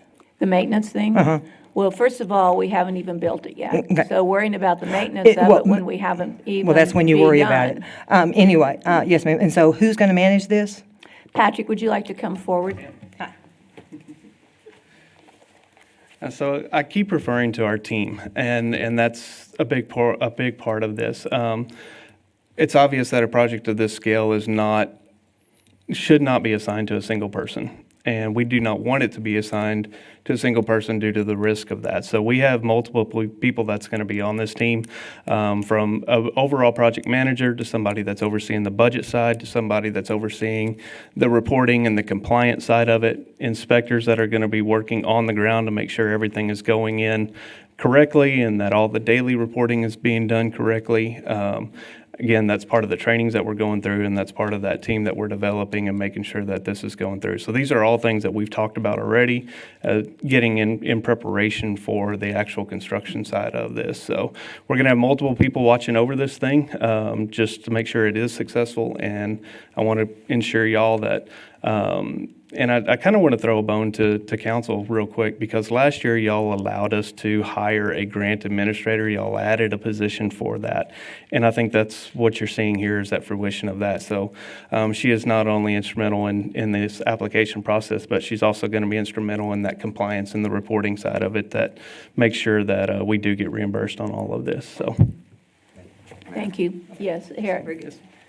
Since Patrick brought up this managing these particular things, this may be a large grant, but this is not the largest project this city has ever done. Oh, I know We that. have people every day that look at all these things. It's So- what I do for a living. I'm quite aware of that. That's why I'm asking the question. But $29 million to come in and correct these things is a lot of money. And I just want to make sure it's managed correctly. As a public citizen, these are my tax dollars. That's all I'm asking the question of. Thank you. Further public comment on this item? All right, well, then that will complete the discussion of item B, and we will now move into item C. We'll welcome Bob back up here. All right, so today's the discussion review of Chapter 8, Article 8.10, parking vehicles on unimproved surface of the Code of Ordinances. Yes, I think council requested a review of the ordinance dealing with parking on unimproved surfaces. That's Chapter 8, Article 8.10, prohibits parking in the yard in the residential zoned area with some exceptions. The two main exceptions are on an improved surface, such as concrete, asphalt, caliche, or paving bricks. And the other one, if it's screened from public view with a solid or peak fence or wall at least 6 feet tall and conforming to the zoning ordinance. However, there are other additional exceptions. One is recreational trailers or semi-trailers and RVs. They must conform to setback requirements, which is 10 feet from the edge of the street, excluding the neck of the trailer. Parking in the rear yard if the rear boundary is not adjacent to a street right-of-way. If the street is 36 feet or less in width. If it has a valid handicap license plate or a mirror hanger. And if the street is wider than 36 feet, residents without a driveway but with a curb cut for a driveway, with or without a garage or carport, they can park perpendicular to the residence within the boundaries created by the curb cut. And lastly, the other exception is residents without a curb cut they can park perpendicular to the street on either side of the residence. Here's a picture, example of a vehicle parking in the rear yard. Here's an example of a vehicle parking in the front yard because the street is less than 36 feet wide. And notice that they do not have to park perpendicular to the residence. They can park across. Here's an example of a vehicle parking perpendicular to the residence where there is a curb cut and a carport, but not an improved surface. They can park perpendicular into the boundary of the curb cut.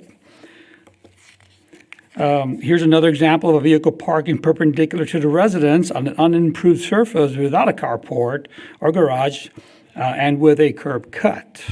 And all of these are legit. In other words, the ordinance allows Yes, all of these things that you're showing pictures of. Is that that is correct. correct? That's what's allowed. Here's an example of a parking on the side of the residence due to the curb they don't have a curb cut, and because of that, they can park on the side of the residence. And lastly, here's an example of a car parking on the side of the residence. Again, in this case, there is a curb, but there's no curb cut. So the question is, how do they get onto the property? Well, if there's no curb cut, and there's a curb, and there's your property, you've got to jump the curb, unfortunately. And the last slide I've got here is this is the code enforcement process. The first thing our officers do, they check the GIS map for the width of the street. Next, the officer will inspect the property and issue a notice of violation if necessary. The violator has 7 days to comply, and that allows 5 days mailing time for a total of 12 days. And then the officer will conduct a follow-up inspection. And they may grant extensions if requested, and if things are moving right along, they can do that. If not, they will file a criminal complaint for noncompliance. And now we'll be glad to answer any questions or make comments. My first question is, on all of these exceptions and all of the photographs that you have shown, were all of those cars or vehicles, did they all have license plates? If that's a different question, actually. If it doesn't have a license plate, you can have a car on your property without a license plate if it doesn't meet a junk vehicle description. On the street, they cannot. At that point, the PD will get involved with that. So all vehicles on the street must have a license plate? That is correct, my understanding. Are there limitations to the number of vehicles allowed on a residence or unimproved or improved driveway? No. There's no limitations to the number. So a person could have in their front yard and parking up to 12 vehicles that all have license plates, and it would be legal? So what is the difference between that and what one would call maybe, I don't want to use the word junkyard, but, because it's not, but it is a huge amount of vehicles on a property? We do check for junk and unsightly. This would be, since there are no limitations on the ordinance, we could potentially be selling cars. That's a different issue.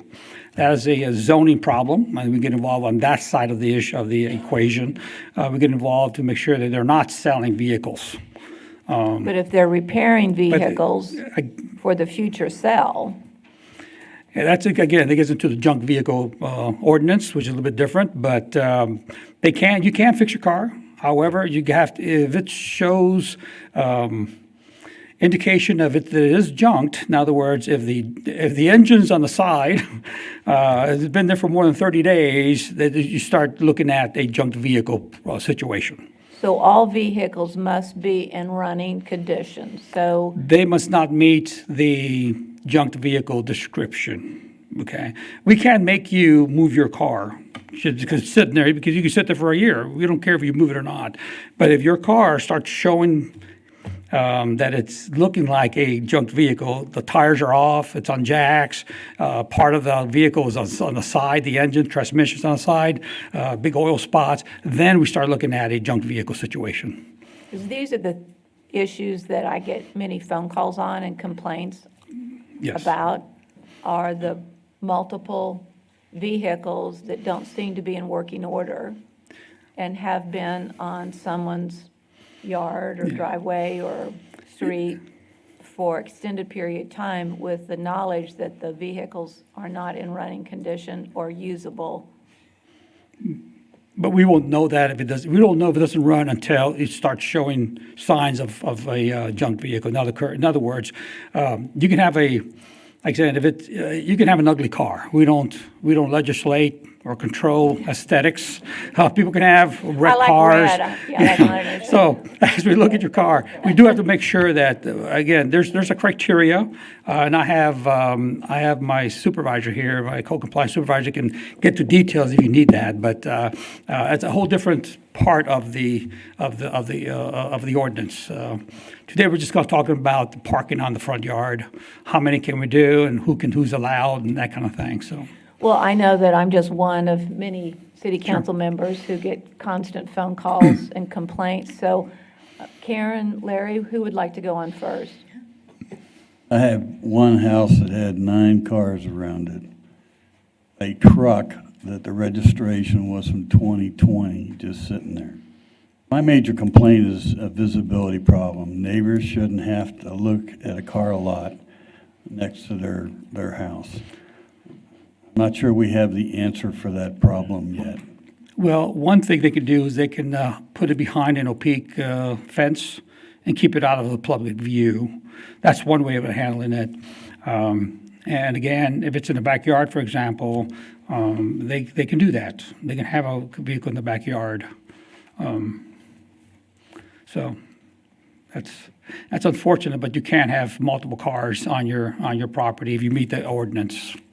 I know it's not the best solution, but we do look at it. We always look to see if there's a junk car view situation. We do check for all the things that I just mentioned earlier. Karen? I'll just vote with Larry on this, metaphorically speaking. The abundance of complaints that I hear from citizens that are distressed because they don't want to look at that. Right. They are not the perpetuator of the problem. They are the witness to the problem. And they appear to have no particular recourse.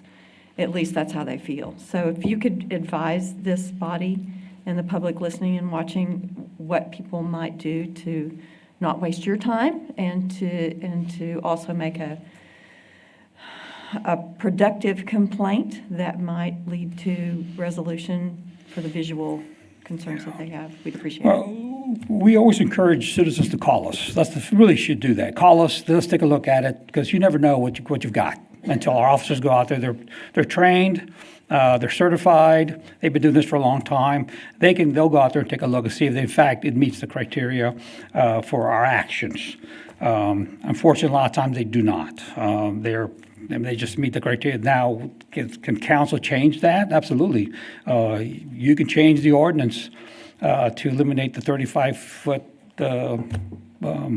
width criteria, but then you have a bunch of cars on the street with narrow streets, and there would be no way to get around like you do in Fort Worth in some places. Well, since you brought that up, so then the question mark would be, I have 6 cars.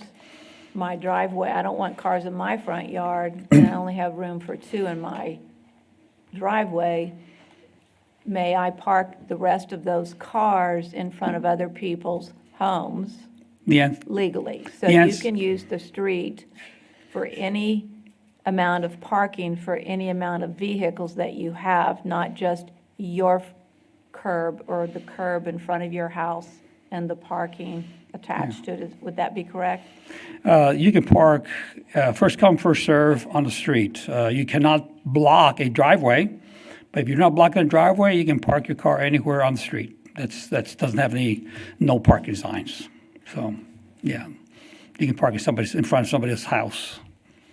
Yeah. Lucy? Do y'all issue very many tickets? Do we issue a lot of tickets? Code violation. Yeah, violations. Do you issue a lot of violations on this? I'm not sure what many would be. Let me have Mr. Ibarra come up and see if he can answer that question. Should we define minis, so minis from 0 to 10? And then mini plus is 11 to 20, or? So you want to know how many? Identify yourself, please. Oh, my name's Rudy Ibarra with Code Compliance. So what was your question on? Rudy, I just wanted to know, as far as the citations that y'all issue, how many do you do a month for So parking? as far as complaints go, we don't get very many complaints about that, about parking unimproved, so maybe a handful a month. Citations, we may have had in the past year, maybe 3 or 4. And what I mean by citations, we file criminal complaints. Okay. On trailers, are trailers, repeat this for me again, please, because I forgot the slide. Are trailers allowed to park on the street with no license plate? I'm going to say no. Let's see what Rudy says. No, a license plate allows you to park on the street, but a trailer is by itself, unattached, is not allowed to be parked in the street. Are construction trailers allowed to be parked on the street as a work vehicle with with no license plate or with a license plate? Again, this may be a PD issue, a question, because it may be a traffic violation, but the rule doesn't allow, or the code does not allow for any unattached trailer to be parked in the street. Harry? Bob, you're probably going to get inundated with phone calls, you and Rudy, but I can tell you, this is a problem all over the city. Now, I'm glad that Larry asked for clarification on this, because we need to educate some of our constituents exactly what. But I think there's a possibility that we really need to look at this particular ordinance and junk vehicle ordinance, simply because we have multiple families living in one house today, which is probably what Not happened 50, necessary. 60 years ago. But right now, so now you've got a number of vehicles that are parked. But we really need to take a look at this, because neighborhoods are starting to look really junky because of the number of vehicles that are parked there. Trailers that are on properties, we really need to be looking at whether or not there's even people maybe living in some of these particular trailers. You and I conversed before council meeting today about one that's actually in Lucy's neighborhood, but it's in my neighborhood. I mean, Lucy's area, but it's in my neighborhood, so I always take a look at these things. But this community is starting to look really junky in a lot of different areas. So if we can change the ordinance, is there ways that we can clean up some of these neighborhoods? I sure would like to do that. Tom? So my question, Bob, and this may go back to Rudy. I'll get a lot of phone calls about commercial vehicles parked in residential neighborhoods. And there'll be cattle trailers, stock trailers, there'll be plumbing companies, and they'll be in districts where they will park their personal vehicle. I mean, it's their commercial vehicle that they drive during the day, but they'll bring that home and park it in front of their house. And it limits egress in and out of facilities. Can you bring a commercial vehicle and put it in basically an RS1 neighborhood and park it on the street? I believe it's the size. Rudy, you want to come up here and help me out on this? Yeah, one? poor Rudy, why Rudy. don't you just stay up here? He's the expert, so. So if I understand your question right, you're asking about a commercial vehicle. Commercial parking. vehicles, I see them in my district all the time that will be parked on the street. We've got to move out and around them. But somebody that works at, say, for a specific company, whether that be, electric, plumbing, or whatever, they'll bring their work van home and they drive it daily. They'll park it right in the middle of Catalina or wherever it might be. And is that legal to leave it there? So again, this may be a traffic violation, may not. What is a commercial vehicle? A pickup truck with a commercial signage on it is not a commercial vehicle? I have the ordinance if you'd like to hear that. We just need to give it, I mean, out there, I'm with Harry and all of us. I mean, it's just, we're getting more and more vehicles stacked in everybody's yards. We know they're not using them. And people are educated, we've worked on one there, where they know that they get out and they roll it 4 feet forward. I don't think it has a motor in it, but they roll it 4 feet and change it just to say, hey, I moved it. I mean, I'll go with Harry. I'll look at anything to just try to clean some of these things up. We're all tired of it, of being unsightly. There's another one that I'll bring up when we close the meeting today of something I want to go forward with as far as looking at new ordinance things to look at. But I mean, I'll get phone calls all the time. Somebody will park a truck, in an 18-wheel truck in the middle of Green Acres and leave it there. They'll park a cattle trailer down there on the street.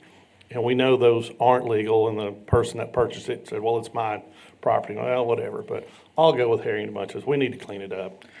Just a reminder, if it's in the street and if it's a commercial vehicle, traffic division of the police department may be able to help you. If it's on private property, we can help you. Gotcha. Thank you, Rudy. Would you please, Teresa, read the ordinance, the language, so we're all clear? Yeah, a commercial vehicle is one that exceeds 3.5 tons that is designed, maintained, or used primarily for the non-recreational transportation of persons and people, is how it's defined, so it's the bigger vehicles. It shall be unlawful for any person to park a commercial vehicle, trailer, semi-trailer, pole trailer, truck trailer, or recreation vehicle on a street or lot in a residential district or on a street bordering a residential district with, looks like, a whole bunch of exceptions.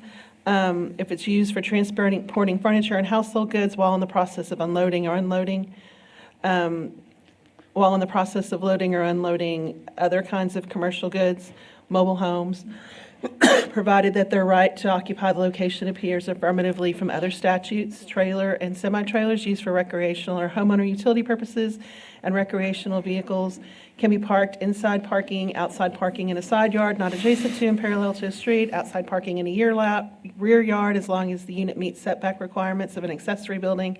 So you can see it's very complicated. It's not that easy. But basically the answer is no, unless they have a business purpose for being there. So an RV, so I have a large RV that I've just come home from a big trip. Am I allowed to park that in my driveway or on the street? I'll have to read all these exceptions. You actually can park You it can park on it. the yard. Is one of the exceptions to this ordinance. What you cannot do is keep it plugged in and live in it. That's what you cannot do. And we get complaints on that. So when we go check, we check for see do they have sewage, do they have water, do they have electricity. And you can have it for like 14 days to prepare your RV to go on a trip, but you can't have it continuously. So that's how we check to see if you're living on that. Of course, that is a violation. But you can't have your RV, again, on your yard, say with a recreational trailer. But there are a lot of setback requirements and Setback very requirements. specific things Yeah, that you 10 look at. feet from the street. Lucy? So Bob, can you have a trailer in the backyard and have it hooked up and live? Yes. You can. Yes, And you live. can. She said live. In the backyard, you can have, right? Can you live in it? She's saying if sorry. you have a trailer, let's. Living in the trailer, your- no, you cannot. I'm sorry. You cannot live in the trailer. You can use your trailer for recreational purposes. And you can have a trailer in your backyard, but you cannot be living in it. No, you cannot. Or you cannot. I'm sorry, no. You could have an overnight camping trip in your backyard. Yeah, you camp for the night, with the kids. But you Kids can't like have to your do that in-laws kind of come and stuff. live with you and you go, you can live in the RV. Yeah, you cannot live in an RV in the backyard, no. Or in the front yard, anywhere. So using a trailer, an RV, for temporary living purposes is okay, 14 days in the 6-month period. After that, they're not allowed to live in it like an apartment. So wait a minute. Excuse me, Brenda. Can I- Oh, yes, Let's please. talk about the one on 49th. It's the worst one in the world. They have what, five trailers sitting on there. It's an empty lot, no house. So you're probably talking about Grothy Street? Yep, that's the Okay. one. Yeah, there's pending cases against that property owner. No, what she's doing there is not allowed by zoning ordinance or any other ordinance that we know of. Right, but I guess my frustration here, and we'll try to keep it short because we need to move on, but they've done this over 2 years. They've developed it. The people in that neighborhood, because of the people that reside in those campers, are probably not the best people to, or let's put it this way, they say it's a drug deal. I mean, they say people are stopping there, short period of time, everything. But it's taken 2 years for us to finally get to this point. And I could only imagine how frustrating it would be to live on a street and it take this damn long to get it cleaned up. And when there's something that's that big of a violation, 5 RVs parked out there, camper trailers. And I get frustrated because the wives of the guys that are frustrated, they got my personal phone number and they have worn me out in 2 weeks. And I get it, but I'm just saying it took 5 years, or basically to get to this point. So this item is a discussion item where you can direct us, is it on, to make some changes to the ordinance, to look at some changes to the ordinance. We came specifically regarding the parking on the yard, which, it expands into all these other issues of parking on the yard as well, all addressed by very different and convoluted ordinances. So one of the things that, it was Larry who requested that this item be brought forward. One of the concerns he initially raised to us was that people can park in the backyard and they don't have to shield the vehicles under our code. Is that something you would want to see? One of the things we discussed when we met last week, Rudy and Bob and I, was there's a little bit of confusion within the code itself as to this 36-foot wide street. Is that the only time we want people parking in their yard, is if the street's not wide enough to park on the street, or do we want them to be able to park in their yard even if the street's wider but have certain specific requirements? And when the street isn't 36 feet, do we want them to park in a certain way, or is parking haphazardly however they want to park okay? I mean, those are the kinds of things. I think that one reason Bob brings up that they park however they want is that adds to the look of the clutter when you have cars just parked every which way. So those are kinds of the questions that we saw in the ordinance. Some of it I think does need to be clarified because Rudy it's not very clear whether all of those requirements to park perpendicular and all of those things apply to streets that are less than 36 feet wide. So if you have any guidance, we're happy to take a stab at a new ordinance. If you want to leave it as it is and just understand that it's very convoluted and difficult to enforce the parking, whether it's Rudy doing it or whether it's PD, it's a very difficult situation. And there really is no place else for contractors often to park their vehicles, is what they tell us. All right, so I would say the following is that we need to review this ordinance, and I would say we need to clarify some of the gray matter in it, if possible, because it seems like it's anything can go kind of ordinance, and yet, so that's hard to enforce.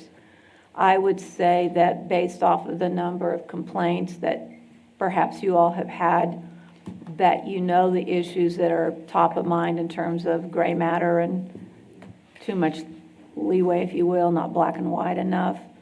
I'm going to ask each council member if there's something specifically they'd like to see included or changed in the ordinance so that we're clear as you work on amending the ordinance.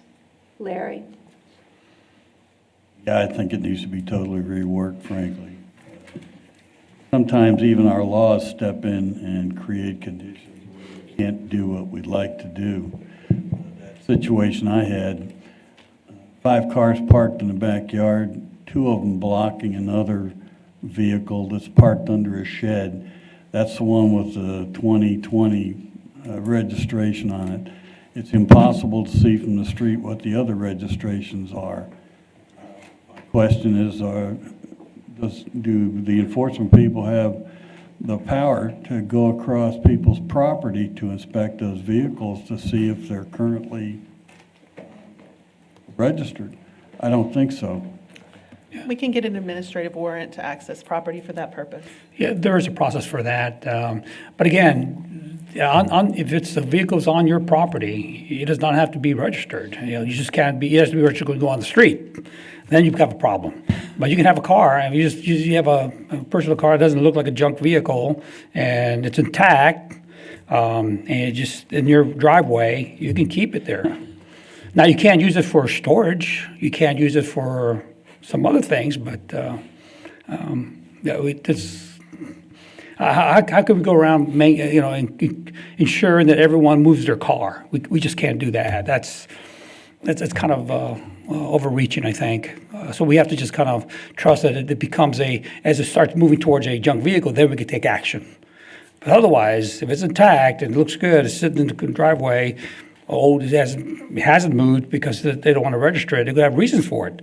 It belonged to a mom that passed away, and they just want to, not sure what they're going to do with the vehicle. They may go do those kind of things. So it's kind of problematic.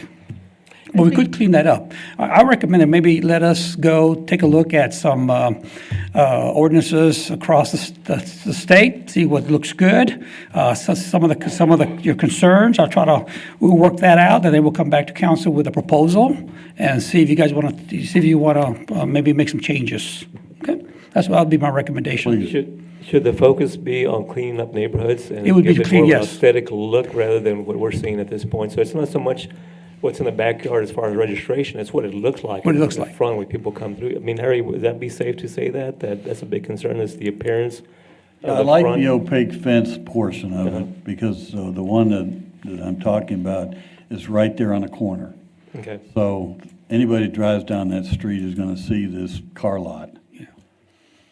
And is there an interest in having people park in the street if the street is wide enough, or are we okay with letting them park in their yards, disregarding the width of the street? Teresa, the biggest concern there would just be safety purposes, being able to make sure that we have a fire truck that can actually go through there if there's an emergency.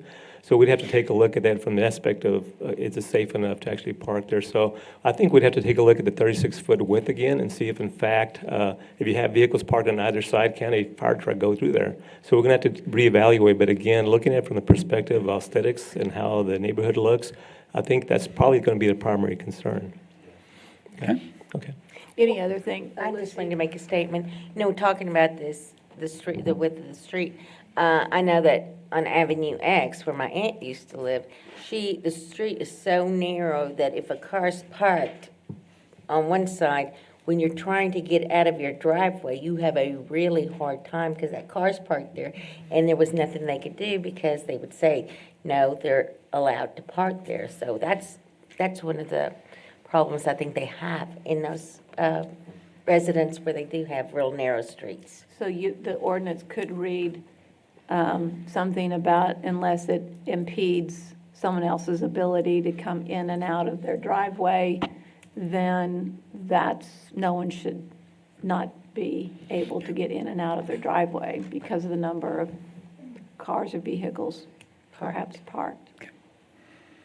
And that would be the same fire issue that you're talking about, Yes, right? ma'am, it would. So Yes, with fire if code you and can't some even other get things, in and yes, we out, got then it. how would a fire truck get to that property? Any other comments, Tom?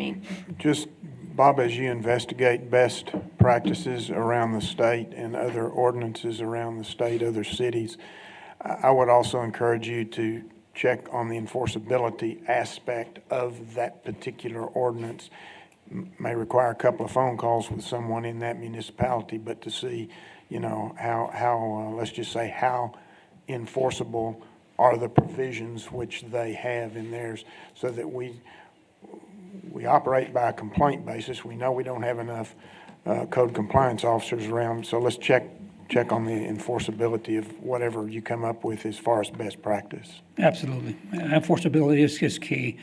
We also don't want to overreach either. The government must make sure that people can do what they want, basically, as long as they're not impeding somebody else, obviously. Well, it needs to be reasonable. It Reasonable. can't create Reasonableness, yes. undue burdens on individuals, which is a Yes. key issue. So our topic today is parking in yards. Do we want to you want us also to take a look at the commercial vehicles portion as well? I would say yes, it kept being brought up, but. Okay. All right, so We got with direction. that, any other comments or direction before we take a break? Okay. Thank you. Thank you. All right, we will take a break for 10 minutes. Oh, wait, once again, I messed up. Public comment, please.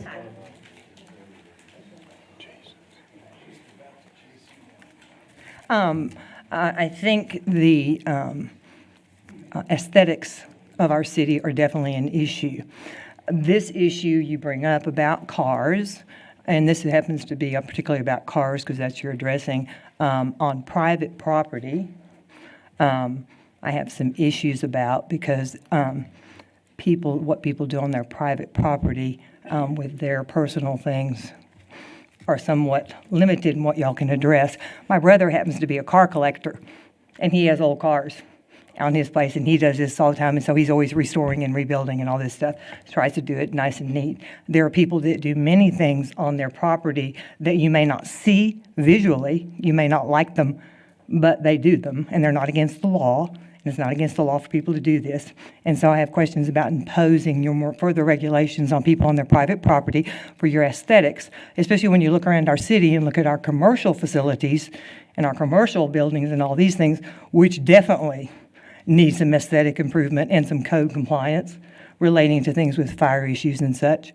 And there are cars, and there are people in town. I know of a particular lawyer that has boats piled all over his property that nobody seems concerned about, and I think it's rather trashy, but that's my opinion. So I have concerns about that. So when you're making ordinances relating to people's private property and the things they have on their property, because I may not like what you have, and the people next to me, and I live out in the middle of nowhere, but if the person in the ranch down the way decides to pull an RV up there in their property and do something with it, or in town, if you pull up after a week of vacation and you want to unload your RV and you want to park it in the street, why should anybody question that?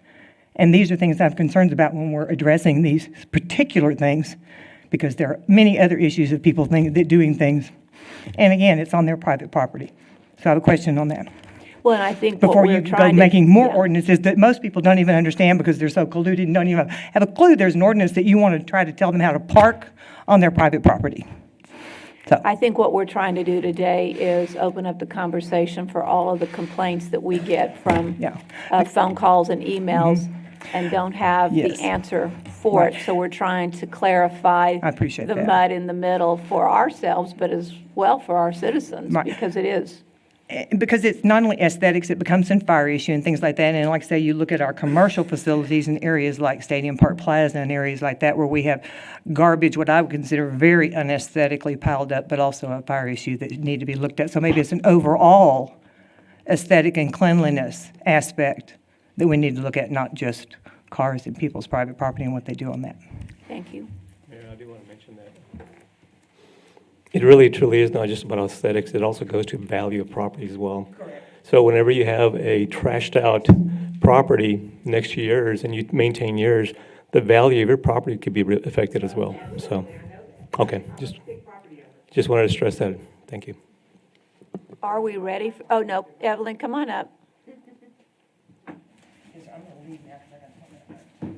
I just want to touch base on what she said just a little bit because, And you're Evelyn Smith again. did I have to say that Yeah. again? I'm sorry. Evelyn Smith, SMD5.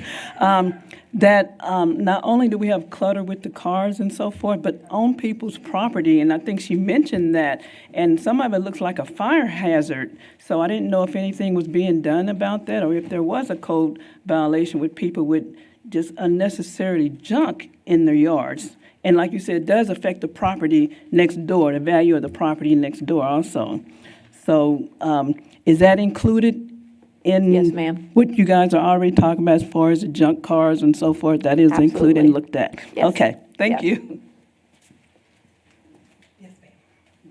Everybody ready for a break? We are. Okay, we'll take a break.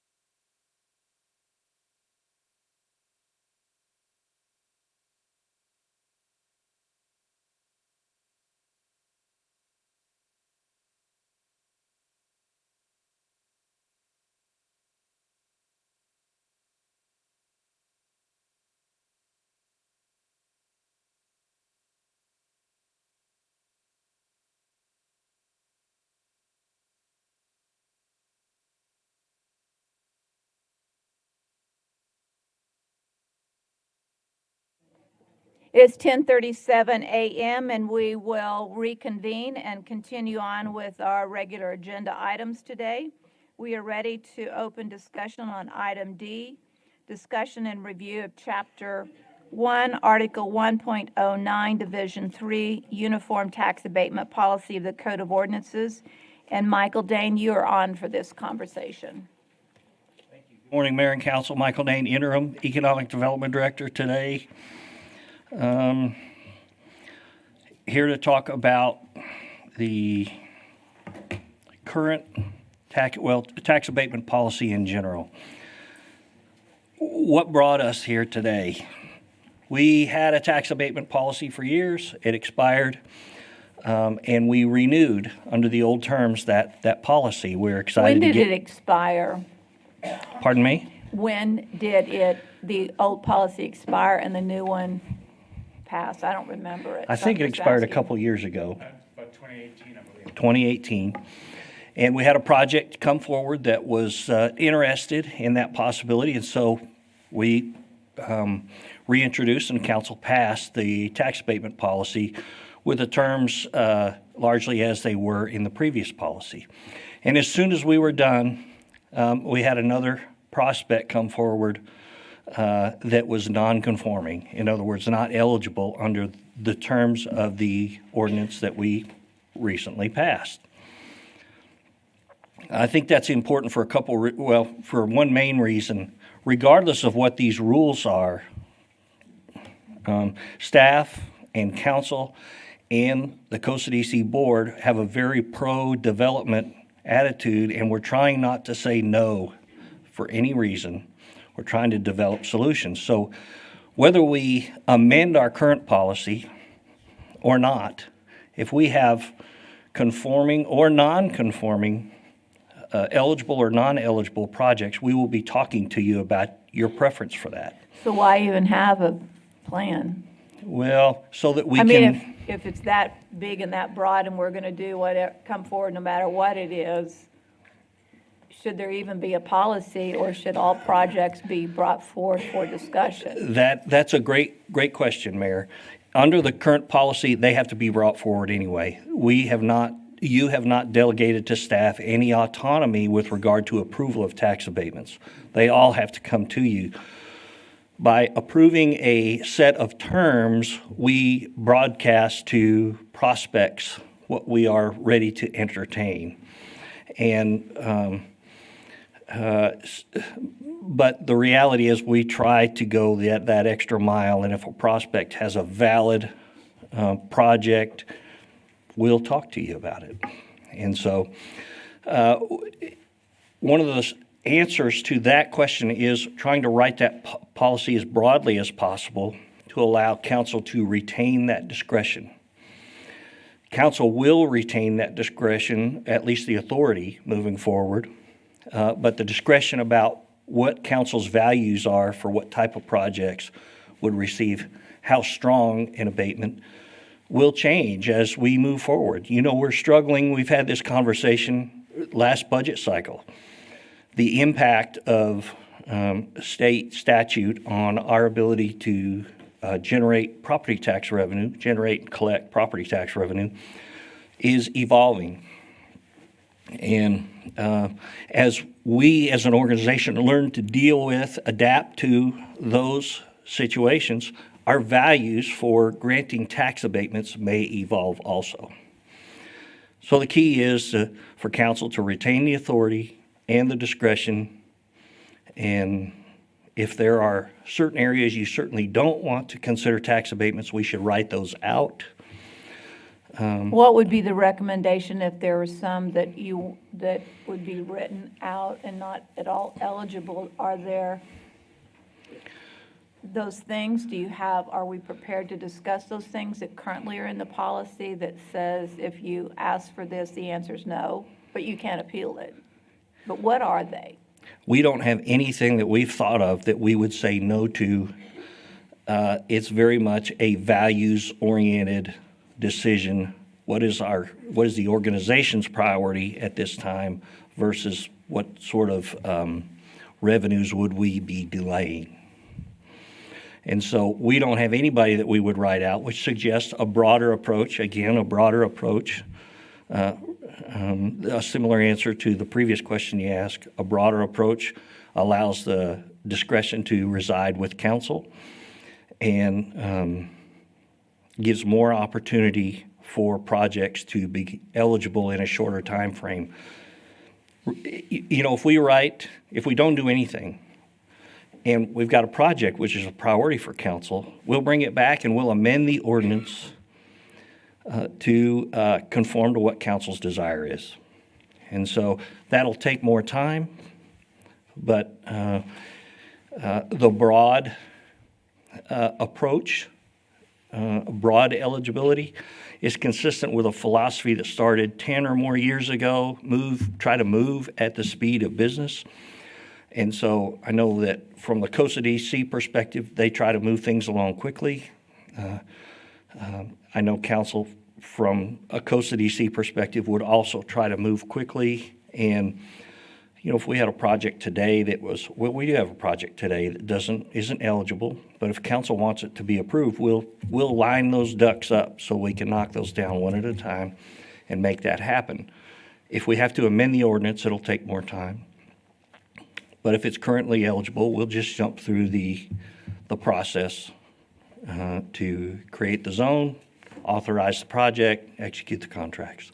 But what you just said is you could amend the ordinance and vote yes at any point in time. Is that correct, Teresa? Or would you explain that? Well, the reason that we need the ordinance is because the statute requires you to adopt guidelines before we enter tax abatement agreements.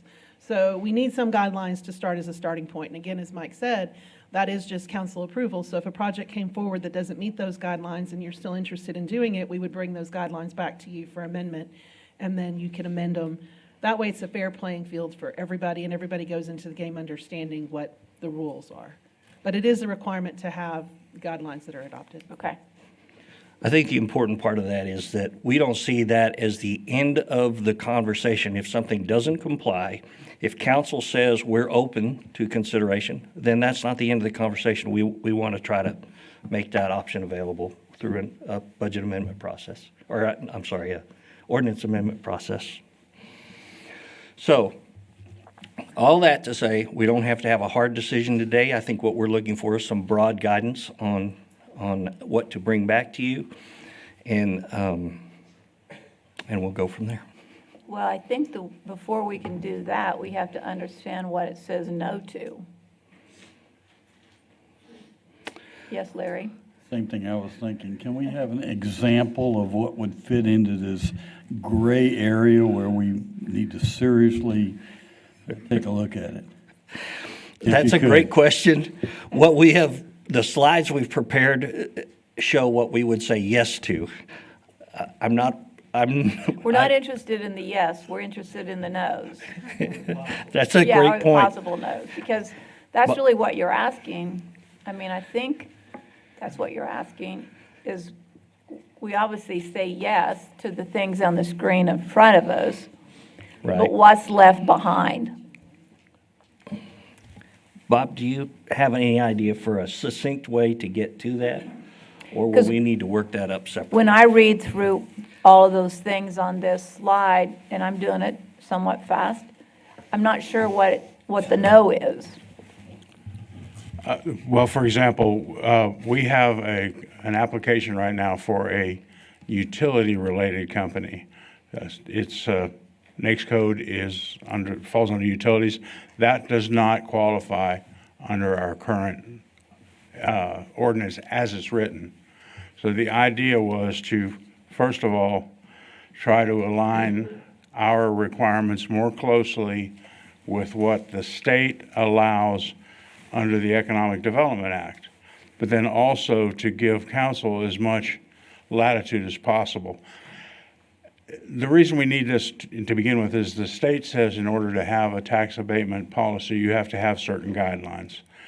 So we do have to have the guidelines. We can't just say, well, we'll do this, anything council says. But what we can do is have guidelines as broad as possible, and then allow council still an option to look at each one on an individual basis. And you will still have to look at each project on an individual basis, regardless whether it fits the list or not. You're going to have individual approval on each one. And that will include not only the eligibility of the company, but also the amount of abatement. The only restriction there is if you create a zone that encompasses a number of properties, each property has to be given the same consideration. Now, the way to sort of work around that, if you will, is when you create a zone for a single property. That way, even if they're next door to each other, they're two different zones, they can have two different So sets of guidelines. very property specific. Correct. That help? So Daniel, you want to comment on tax abatement and economic impacts, or? Thank you for getting to turn this thing on. Again, on our end, and again, the authority is given to city council, but really, in order for us to consider a project, and I'm preaching to the choir, I know you guys understand this, we have to have the opportunity to look at the industry specific. It doesn't mean that you say yes to every one of the ones that ask for an abatement, but you actually can at least consider that opportunity for that industry that's already listed on there. As far as the economic development and looking at this, what the state is looking at, the state does allow for certain industry, and that's basically what we're looking at right now. Today is the recommendation to go with this industry, to include it in the amendment.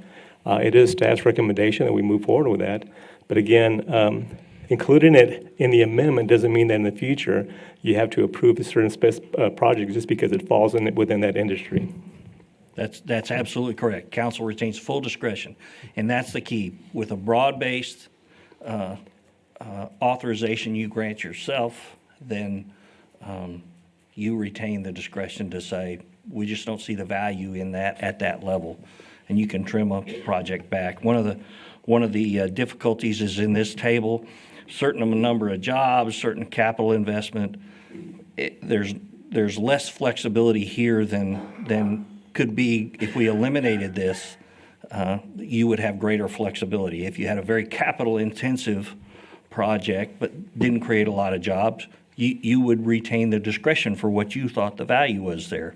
On the other hand, if we were going through a time or in a location where the jobs were the priority, not necessarily a capital investment, it would allow you to agree to craft a solution and agree to that contract for that solution without the constraints of the current policy. And so our recommendation is to align with what the act allows. Use language such as up to. So we set those outer limits, but we don't necessarily require that a project conform to a table. But we have a table. Yes, and I think we would propose to get rid of that. So that if you had, again, a project that was capital intensive, but didn't create a lot of jobs, you would have a little more discretion about how you would grant that abatement. But not be required, no requirement. Still, it's got to be a priority for council. And that's, of course, the item number 3 is that there's no autonomy created in this ordinance, that every abatement has to come to council.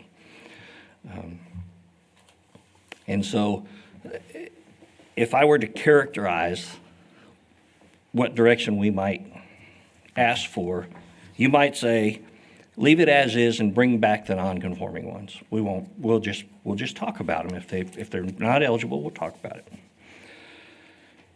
The county has a policy which is a little broader than ours. So we could try to align with the county so that there was consistency.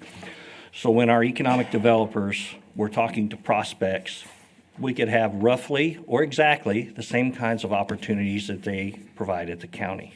But we would need to see those before we would agree to that. Exactly. No direction. It's just direction today, no specific policy today. And then the third option would be generally as broad as the state would allow, to allow you to do what you felt was in the city's best interest when the prospect came forward. All right, so the next code, the state allows for utility, but the city does not. Yes, ma'am, that's absolutely And correct. why would the decision to exclude utilities in our city was because, That conversation occurred years ago, and likely in an executive session, and so I don't have a good answer for you on that. And but the state allows utility Yes, ma'am. companies, corporations to apply for tax abatement. There are things we have not allowed that the state does allow. And right now, I guess where Bob and Nora and I are is we're questioning why we would unnecessarily restrict council's authority. And so we wanted to get that out in the open and get your sense for what your response to that was. Why would we unnecessarily restrict? Well, I think it's appropriate since the council is obligated to put together a budget using all resources available, which are primarily property tax dollars and sales tax dollars. So we know our economy is based off of continually developing new businesses, which include developing product, but also or property, but also creating jobs. Which is more important? I don't know. I'm not sure which one, depending on the company, what that means, and particularly as it looks at long-term number of people. I mean, we have some highly intense developments, if you will, like a solar farm, which really impacts the county, does not impact the city in the traditional sense of property tax dollars being created. And on a very short term, there's probably an impact on our economy because of the number of people they employ, but that's a short period of time. At the end of the day, once the solar farm is built, they leave town and maybe keep 1 to 2 people employed. So I understand some of that utility issue and conversation, so I think it has to be, in my opinion, brought forward because we have to approve a budget. And the only way you approve a budget is to find out how much revenue we have to pay for all the things that we have to pay for and are important to the citizens. So I think it's appropriate that we leave it that they must come before council for final approval. I don't know why we would have next codes more limiting than the state. If the state allows it, I'm not sure why we wouldn't. But again, I still think it's appropriate that would come back to council for final approval because of the impact on budgets. And Harry? Well, I'm probably going to piggyback off of what you just said, but I'd like to make it broad enough to align with what the state allows, but bring it back to the council for every one of these things. And so you use the word up to a maximum, and I think that allows the council to make those decisions either based on the economic impact of a monetary investment or number of people, or a combination of both. So bring it back to the council, but let's open it up and align it with the state. You know, the latest statistics that have come out reflect that unemployment is increasing again. So whether it's the state or the county or the city right now, unemployment claims have gone up, which means that in our economy, job creation is hugely important. We need jobs for our citizens, and we need affordable wages, not minimum wage, but living wage employment. And I would assume that with a utility company, we're talking about wages that are above minimum wage. I don't know that, but I'm assuming. So it has multiple issues attached to it. I think coming back to council is the correct thing to do. I think expanding the tax code, the next codes to be equal to this state, maybe, I don't know, because I don't know what they are, and I don't know what the counties are, so I can't answer state or county. I think we should look at those things and understand why they're allowed in the county but not in the city, why it's allowed in the state but not in the city. I mean, you got 3 entities that don't all align, and that's odd in itself. We're with you. Okay, good.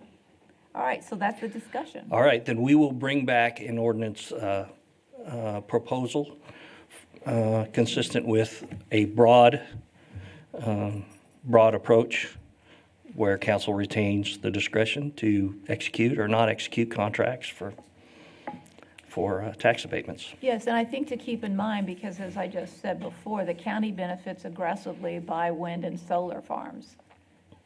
The city does during the time of building, but we don't. So what they might allow because of a huge bump in their property tax might not work well for the city. So we need to be cautious as we have these conversations, or you develop a policy to understand the impact in county is not the same as it is in the city, or the city is the same in the county and the state, because the state wins no matter what. Okay, thank you. All right, thank you.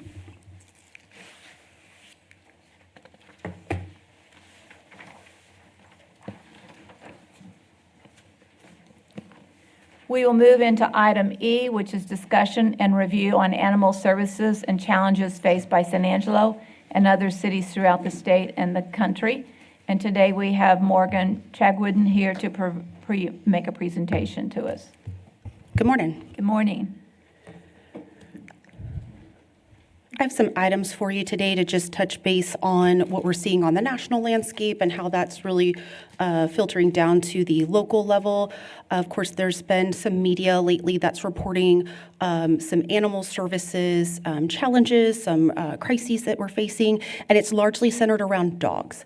So if you'll forgive the conversation, we serve a lot more than that, but today will be largely dog-focused. I do think that that's the majority of what y'all are seeing and hearing about, and so that's what today's presentation will largely revolve around. There's been some national reporting around puppies and purebreds, and I'll talk more about locally what we're seeing, but that's, I think, unique at the national level about purebreds. And there is data reporting over almost 250,000 more dogs sheltered in 2023 than in prior years. And so some of that is that intake is up. They're reporting nationally that intake is up about 5%, which of course is, thousands more animals, and that adoptions are down nominally, down about 1%. But at this scale, that does add up.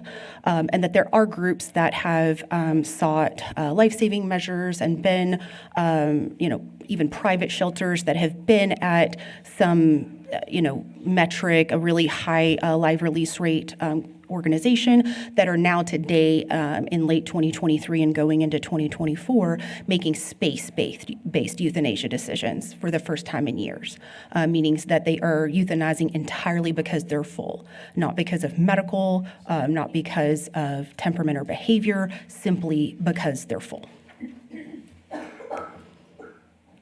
So locally, a lot of what we're seeing is pressures on owners. The inflation that we're all experiencing is impacting San Angelo families. Dog food costs is one section of the economy. Dog food costs is up 16% compared to the prior year. We also, of course, see a lot of restrictive housing where people are reaching out to us needing assistance because they're moving. They have personal issues that they've got to move, and their new place does not allow pets or does not allow dogs of a certain size or breed. We also know that our managed owner surrender policy has some impact on it. We want citizens to be able to call, come by, and get matched with resources immediately. For someone wishing to owner surrender their pet, we're going to refer them to a few steps. We are at capacity, which is another policy recently adopted that definitely impacted what we're seeing in the community right now. And we have limited resources. We have limited safety nets we're able to refer people to. So owners are potentially leaving their dogs behind when they move out. They're potentially letting their dogs loose when they move out. They're potentially dumping them at my shelter. For the last quarter in 2023, we had 34 dogs dumped at the shelter that we just came to work in the morning, and there's a litter of 11 puppies, or there's 2 dogs tethered to the front pole.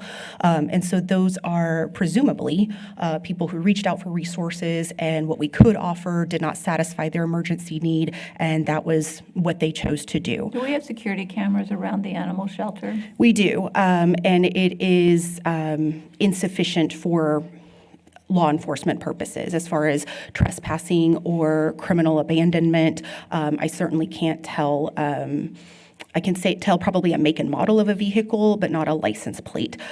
Even if I could, is it really abandonment when they have the presumption that the animal will get care? So it's something we refer to law enforcement, but is pretty ineffective as far as enforcement. So to address those parts of it, we think that San Angelo needs pet-friendly housing. There was Texas state legislation passed around this year, but pretty broad. We would just ask for those that can lift the restriction on breed and size to please join this movement about increasing and improving animal care in our community. We also want to offer Say that again, because I'm not sure I understand that statement. landlords and rental companies restricting what size and breed of pet you can keep with your family. So there's legislation out there that's been passed? That it doesn't controls address that part of it. It does address something about pet-friendly housing, but it was not enough to help San Angeloans. Because it doesn't remove the restrictions or ask to remove the restrictions around breed and size. So the state passed legislation that we can't follow or implement because our local policy says it doesn't matter what size or breed you have, you're allowed to have that in your house or your apartment or your home? It was a pretty broad support of pet-friendly housing. There wasn't much teeth in it, for lack of a better term. And so who passed this? I'm sorry? Who passed this? The state itself? At the state level, yes. Legislatures passed this most current legislative session? Correct, in 2023. Have we read that language, Teresa? Probably at some point I have, but I don't recollect it right now. I'm looking for it, though. Because I think that's odd in itself, but We need more. San Angelo needs more than what the state would adopt statewide. But are we allowed to adopt something more strict than what the state allows? So we can create our own ordinance within the city of San Angelo that is more strict than what that state legislation that was passed says? Yes, we can. The next item that we're recommending that we believe San Angeloans need is a home-to-home owner surrender network. And we've been slow to implement that because of the oversight and that we want it to be done responsibly. But essentially, we would host a portal, a platform where people wanting to surrender their pets can match with people who want pets. And we Isn't want that a little, I mean, I know we always have an issue with numbers of people available to do things, but I don't know how we would have enough time in our schedules to, well, I mean, we try to get animals adopted, so that's time consuming, but trying to have an event where me and Lucy sit down together and discuss the pet that she doesn't want, that I might want in front of you all, and you decide whether that works or not is a little heavy-handed, I think. Sure, but in an emergency crisis, we can adopt something that is very little staff oversight. And so it's simply the platform, owners and potential owners meet, connect virtually, then connect in person, and Don't the they city do that anyway? I mean, I would think Sure, that but- they would do that anyway. If I have a pet and I know you, and you think you want my pet, I would assume the two of us have been able to work that out between the two of us without any oversight. And we do refer people to Facebook groups, social media. This would just be another resource and a platform where you know that's what you're going for, right? That social media gets so bogged down with, home breeders selling puppies against city ordinance, certainly marketing my pets for adoption. And so just to know that that this is the specific avenue for this specific need. Wow. So to do it right, we would like the staff oversight and ensuring those pets are going to a good home and ensuring those pets are current on city ordinance. But in a crisis, in an emergency, we could adopt something that is simply the city hosting that portal where it's free for folks to use and as they see fit. Yes, Tom? So Morgan, if I'm reading that right, Brian may not want me to talk. This would be something to where you can put up and say, I'm new to town. I've just discovered my apartment or my house is not going to let me have a pet that's over 40 pounds or blah, blah, blah. They could actually Google and go to a platform we've created. So here's a place you could go and research, and here's a listing of people that might be interested in adopting a pet. Would that be similar to how that portal would work? Correct, rehoming your pet. But don't we have, I might be crazy, but don't we already have posted animals for adoption? Sure. So these would be pets that are not sheltered. They're not at the city's municipal shelter. This is home-to-home owner surrender. So the pet is in my home, and you want it, and we meet, and you get it. Yep. So basically, Morgan, so I'm assuming that, of course, you have a pet and you love your pet, but you're in a situation where you can't keep it in an apartment. They're not allowing you to do that. So you want to make sure your pet goes to a good home.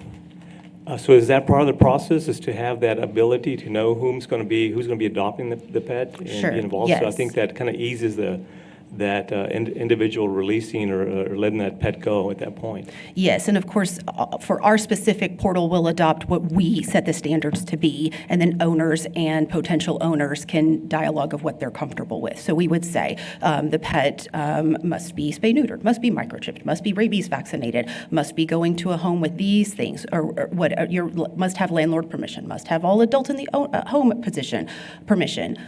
We'll set forth those parameters. We'll also set forth parameters for potential owners. Make sure you're not getting scammed. Never should someone ask for this information. Ask to see these things about the pet. But then the city would be largely hands-off at that point. I work closely with a group out of New Jersey who uses one of the portals that I'm familiar with, and they're very hands-on, and so they handle it almost like an adoption. So they approve what pets are coming onto the portal. Know this pet has a bite history. We recommend that this not be rehomed, or this potential owner has some history that we would not recommend it get this pet. And so that group out of New Jersey is handling it almost like an adoption, and they're vetting each of those pets coming in. They're still not on site at the shelter. They're going directly from their previous home to their new home, and that would be my preference of how to launch it, because we want to ensure that these animals are well cared for and people are responsible, which is why I haven't proposed it before. But in the event of, we've got to do something that is an option to consider. Excuse me, Karen. Just to speak in support of Morgan's idea, which I think is really interesting, what she's describing goes on all the time in the community, undertaken by private individuals or Yes. other rescues. But the missing pieces that her suggestion might cover, which is a good thing for us to consider, are things like somebody posts on Facebook that they can't keep their dog. And somebody else says, that's a cute dog and I'd like to have your dog. And it could be that the original owner was a very responsible person, got their dog microchipped, fully vetted, vaccinated, et cetera. But when the dog is handed to the new owners, no transfer of the microchip is done. The first owner moves abroad, who knows what. The initiator of the microchip is the person that has to initiate the transfer. So Morgan finds the dog on the street, and it's linked to the original owner and cannot be tracked. And so what she's proposing could help overcome some of these very practical problems that they encounter daily, and hopefully encourage or discourage repeat offenders in that arena, and also the spay and neuter issues, because we know they are released onto the streets. It's not a judgment against Morgan and her staff, but enforcement is hard. So they may be cited, but it may never make it all the way through the system. So I think this is an interesting idea, and it gives Morgan and her staff the opportunity to be more involved in the community in a positive way, and to appear more approachable instead of like adversaries, and the complaints that we hear may be mediated by something like that. I'm interested. I think it's a neat idea. I'd like to learn more. Good. And that could be one of the terms of the agreement of the portal, is if your pet is already microchipped, we'll work with you to get that conveyed to the new owner. If your pet is not yet microchipped, the new owner needs to come in and participate in our microchipping to get that registered. That one of many things we would ask them to complete as part of that transaction. Yes, Larry, sorry. Aren't there aspects of this kind of network in existence already in the state? For example, we contacted some people on the internet that were fostering a dog over by Dallas, and they vetted us, and we went through this process. So I think there are aspects of this in existence that we could tie into, do that. And Sure. whether it's moving a dog to another location in another state or, somewhere outside of San Angelo. Yes, and this is a nationwide portal, so it may not be San Angelo and San Angelo. And if you've got a particularly desirable pet that you're trying to rehome, you may be coming from Colorado to get that pet because you saw it on this portal. It's not simply searching by zip code or by your current location. It's searching by, well, I'm looking for this breed or I'm looking for this type of pet. So it does have potential to be wider. This works. I've personally seen it in action. And we have the staff to manage this. It would be us setting it up and walking away is what would be on the table today. Again, we would like to have more oversight of it because we want that compliance and that responsibility. But current staffing can accommodate setting it up, walking away, doing a bit of marketing regularly, making sure it's on the website and easily accessible to folks. Okay. Could it be a potential opportunity for approved volunteers? Absolutely. Okay. All right. Good conversation. Keep going. The one other item I'd like to recommend to support owners is, and to really speak to the pressures on our system, is to offer free microchips if you reside in a target neighborhood.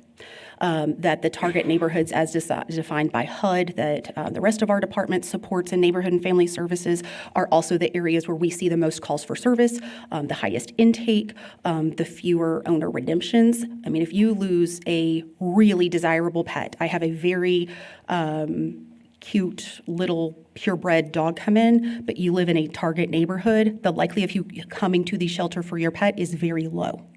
So we want to paper our target neighborhoods with microchips. We want large-scale microchips offered in our target neighborhoods. One, so we can get those pets back quickly, potentially even without a shelter intake. We impound it onto the ASO truck, deliver it to your home. You get your, tickets to municipal court, and but that pet is back home with you, and it's more affordable than the daily cost of care at the shelter. But also to track down, we suspect, but can't confirm by data, that when someone calls me and says, I'm moving, I can't have my dog anymore. And we ask you to go through this process. And they say, I can't do any of that. I'm just going to move out and leave my pet behind, or I'm going to turn her loose. Then she has a litter. Then it's a bigger problem. Then we're responding a lot. And it's a large number of dogs at that point loose in the neighborhood. Well, at that point, that female was microchipped to you, and I can make contact with you, continue enforcement, continue follow-up, which I think is something that we're all hungry for, to make those that are causing the problem be responsible for answering to the problem. And so free microchips to target neighborhoods is something that can be launched at any scale. We get our microchips at a cost of $7, so even $2,000 could fund 300 microchips. But at a larger scale, if we were able to fund multiple iterations of that, and just know that if you live in a target neighborhood, if your address shows that, we'll offer you free microchips while supplies last, or for the month of May, or whatever it is. I think that is a big answer to one of the pressures on the system. And those funds are where? Do you have that in the budget? Undetermined. I do not have that in the budget.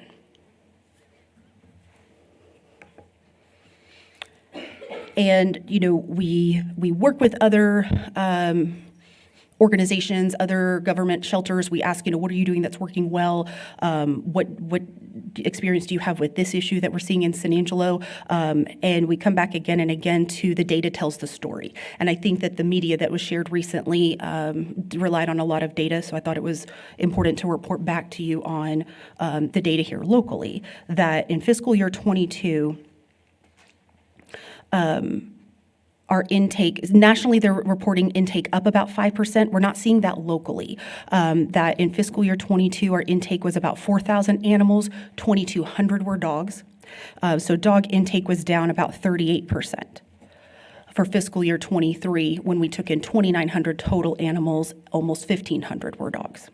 And that is a couple of things. One, it's our managed owner surrender process that lots and lots of folks are needing to rehome their pets, and the process I had didn't serve them well. So I just didn't get those pets. So And progress two, has been made in terms of, to have a reduction from 4,000 to 2,900 intake in animals is a significant improvement. it is. It was an important thing to accomplish. Nationwide, those rural shelters, which, although we're a booming, bustling economy of 100,000 people, we do serve largely a rural population, a rural mentality. And so for those shelters that are more rural, your metric is generally 25 animals per 1,000 residents. Well, we were so high above that at 4,000 for several years in a row. So it was important for us to get that number down to an achievable number, but we do think that that led to more dogs at large. And now we're in that balancing act of we swung so heavily from 4,000 animals taken into 2,900. Did that create more animals in the community? Let's go address that next thing now. And did it? Yes. One second, Harry. And so did it? Were there more animals at large reported? I'll get to animal services officer's case worked in a moment. I do think it's important to note, and I hope this answers your question, that although intake was down and the number of pets sheltered was down, our workload was not down. Our calls for service were not down. Our walk-in traffic, all of that maintained year over year. That's hard to swallow, that it was more work, but 1,000 less animals. But Harry?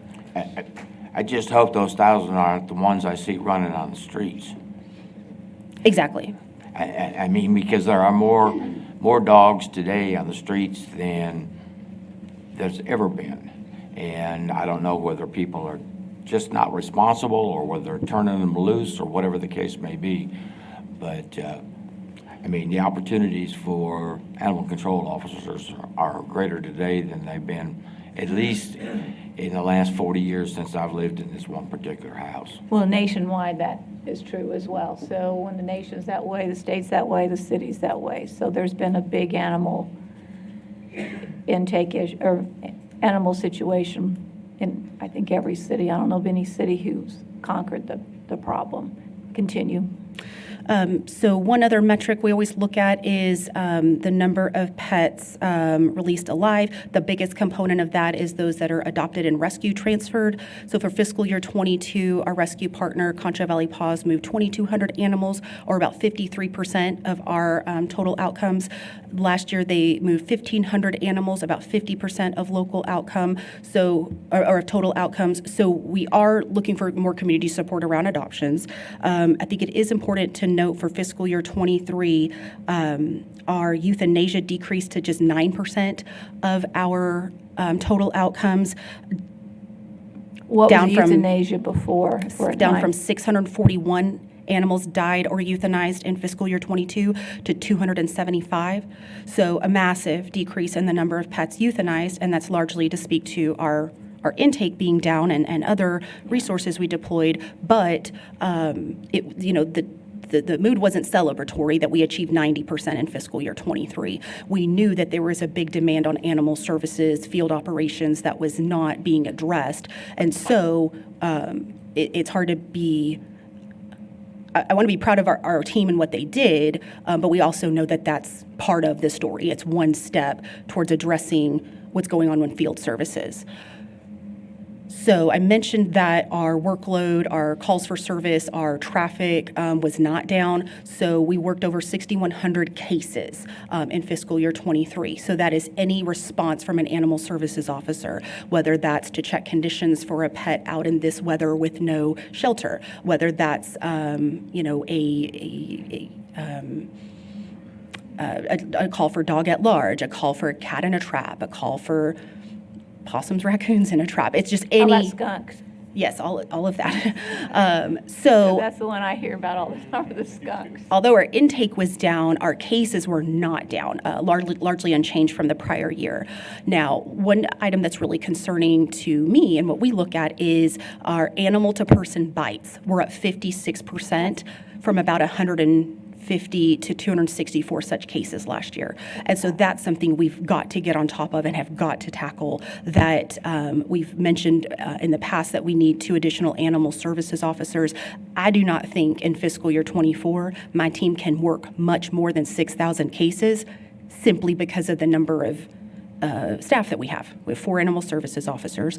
And so to address more enforcement, preventing, and this could be dogs at large, this could be your own pet in the home, this could be cats. So just any animal to person bite, but still that metric being up 56% is something that's quite concerning to me from the public health and public safety viewpoint that has got to get some attention to prevent that from going up and get it back down to I don't know if any animal to person bites is manageable, but definitely decreasing that as much as possible. Is that would those animal to person bites be in certain targeted areas that could be focused on, or is this something that is all over the city, or is this something where we see the repeat offenders having animals that are aggressive? And it's more of a persons or areas, neighborhoods? Is it something we're seeing all over the city? Give us a little more detail on that, because that really is an issue. That is an excellent question, and I don't have that data with me. I can certainly get it to y'all in a follow-up of where, mapping it out geographically, where is that happening. As far as our repeat customers, we often see pets. The pets that we see more frequently for bite events are largely animal to animal, meaning my dog gets out and bites your cat, then it's not uncommon that happens again because I still have a fence issue or I still have a whatever issue. And so certainly we equip the owners of those victim animals to, pursue additional channels through municipal court. But those that are animal to person bites, citizens generally take that more seriously. And so when we're having a frank conversation with someone saying, look, your pet bit your mother-in-law or your pet bit your neighbor, you can't have a pet that bites people. So either spend this time while the pet's in quarantine absolutely reinforcing your fencing, doing all the things necessary to prevent a bite from happening again, or consider humane euthanasia at your vet for that pet. If you can't control this pet biting somebody, then something's got to happen. And so that's not an uncommon occurrence where... That happened this past year. Did we have cases of that? Absolutely. And we had a case of that this morning where an animal bit a person over the weekend. We went ahead and impounded the animal, and now we're meeting the owner at the veterinarian today to euthanize it because they understand that this cannot continue. So I will get you more data on that, but just what we are seeing as far as repeat offenders is more on the animal-to-animal side. The animal-to-person side is the big metric that... But unfortunately, you have one animal attack one child, and, that's like, it's to think about a child being attacked by, or an elderly person or a handicapped person being bit by an animal is just something we can't afford. For sure. And those are the ones often escalating to my level where I'm having a frank conversation with the pet owner saying, you can't have this pet in your home any longer. So we would you are at the end of the line, we do recommend humane euthanasia. We don't recommend you go to like the home-to-home surrendering platform that we'll be hosting soon. We don't recommend you go through like an owner surrender process, just disclosing that bite and the adoptability of that pet, that this is where you are, is considering euthanasia at this time. Yes, Karen. She gives me that look. I know she's ready. A couple of questions, and I want to acknowledge Councilman Thomas's comment about the roaming animals as part of my question. I don't think any of us are in favor of that going forward and would like to see that remedied. And then I would also like to say that Councilman Miller and I are curious to know, and it may be difficult to quantify, but over time, it seems like free microchipping of animals would help resolve a lot of the issues that you were bringing up. Is that correct? And that in Absolutely. turn would save money for the animal shelter. So, for example, we were speaking about microchips earlier. You offer a free microchip. It's registered to Lucy because it's her dog. The second number on that list is the animal shelter now. So the mystery of who owns the dog is forever resolved. If they can't find Lucy, they can find you and go forward from there. So theoretically, you've solved a couple of problems. You get a complaint about a loose animal that seems aggressive. You can find out who it belongs and who's accountable. It seems like the ripple effect is potentially there for a lot of good things to happen. Is that logical? Yeah, Okay. I agree. The, any microchip we implant, we're already attached to. And so we encourage folks to list as many, list yourself, list your boyfriend, list your mom, list as many emergency contacts, and we manage that data and have it available. It is. So we love our microchip for that reason, that if you forget to pay an annual fee, some microchips won't release the owner information. Well, the city's microchip is free for the life of the pet, free to update any information, whether you contact the microchip company directly or Animal Services to update that for you. And all of that data is there and available, and a really good resource, if that pet's ever encountered Microchipping is again. not voluntary, is it? Microchip is required by city ordinance for all pets over 4 months of They age. have to do this, and at $7 a pop, this is a great deal for us because we don't have that animal in the shelter for 2 weeks trying to figure out who it belongs to. Right, that the average cost of care is $35 to $45 a day for every pet that's in my care. Puppies are more expensive. Repeat visitors are less expensive. That first day is more expensive, but on average, it could be $40 to $50 a day for me to care for that pet. But if it's microchipped, some good Samaritans say, "I'll call the owner right now. It looks like he lives 2 doors down from me." Or the animal services officer says, "Oh, I'm around the corner. I'm going to go knock on the door." So we do charge $13 for a microchip right now, which is still a bargain. But reaching those most in need, where perhaps you have 3 pets and $13 a piece is prohibitive to your budget, then sure, let's match with the target neighborhoods and paper those folks first with free microchips is my recommendation. But if you can't afford, by city ordinance, you're required to be microchipped. If you can't afford a microchip, how do you afford a pet? Thank you. So that is a previous school of thought that we observed multiple times. It is something that we pivoted from early on where, well, if your pet wound up in the shelter, you don't deserve to have it back. You clearly don't deserve to have this pet. And we did a large pivot, largely that if your pet winds up at my facility and you don't come for it and you live in a target neighborhood, you're going to have a new pet in 2 months. But I'm committed to life saving, so I'm holding on to your pet. So can I just do some case management, get that pet with you, do some referral to some low-cost services that there are people who are experiencing homelessness that provide adequate care for their pet. Their pets have a current rabies vaccine, have been spay-neutered in their prior history. They have access to pet food. Even our most indigent San Angeloans have access to care and meet standards of care for their pets. So That's mind-boggling. I'm sorry. That's kind of mind-boggling. It's a big shift in a school of thought, for sure. But we've seen it again and again.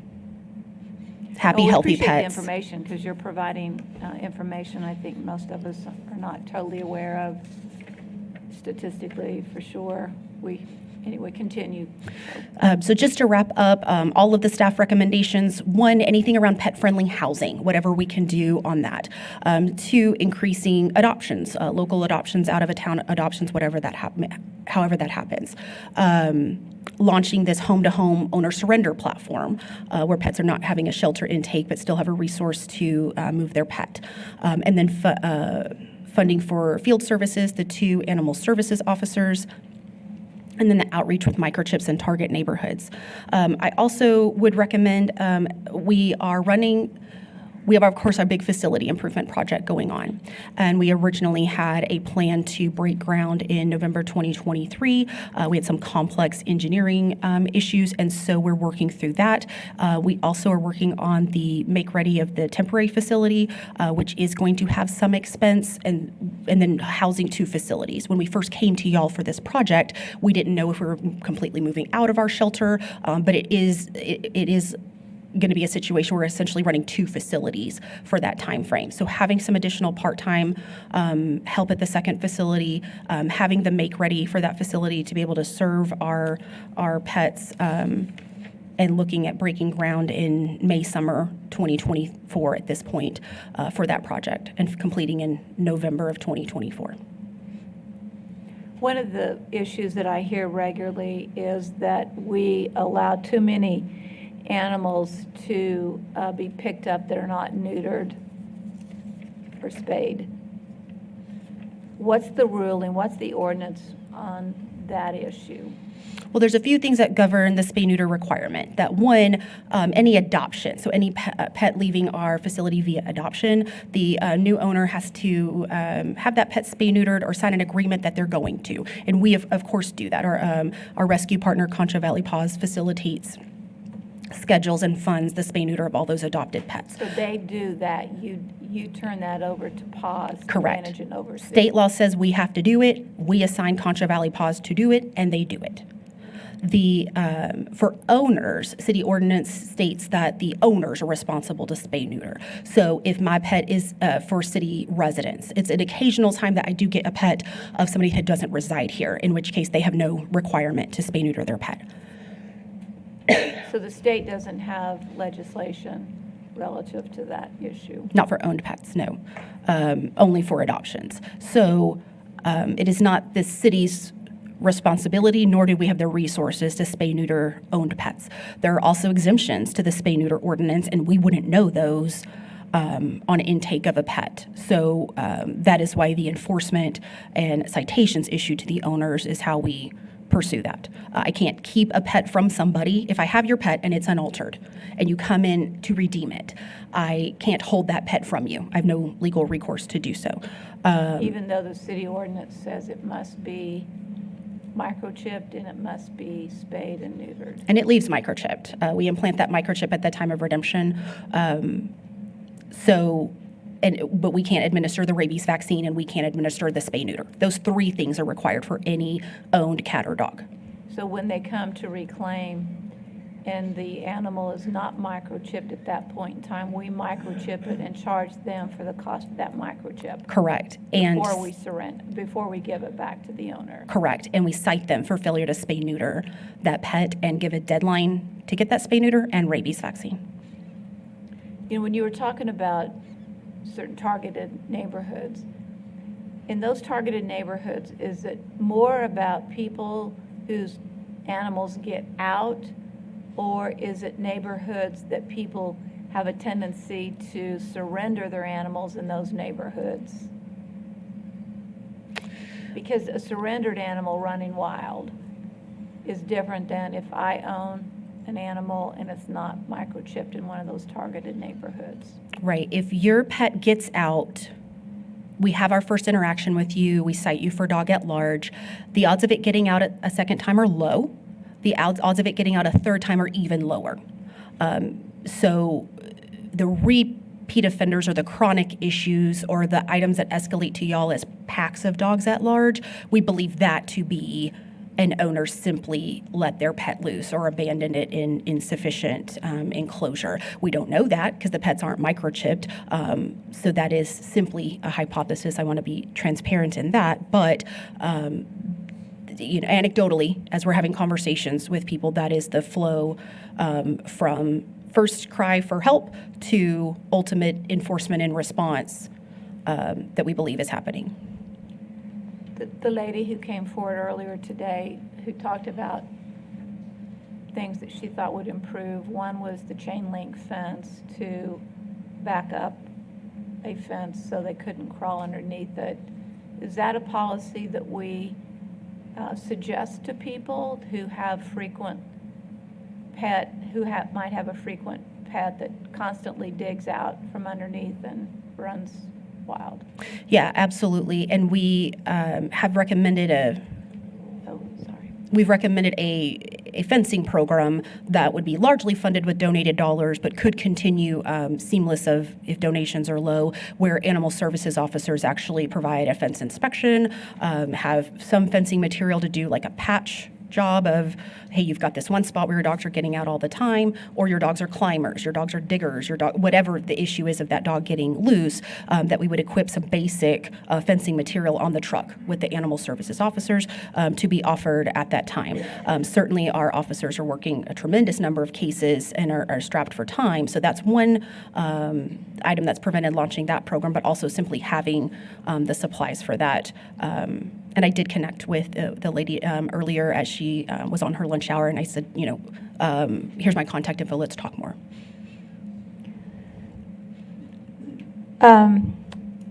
You spoke before about the difficulty today, and that we used to have cities that needed pets, and so we could transport pets to other cities or other states who were in need of adoptable animals.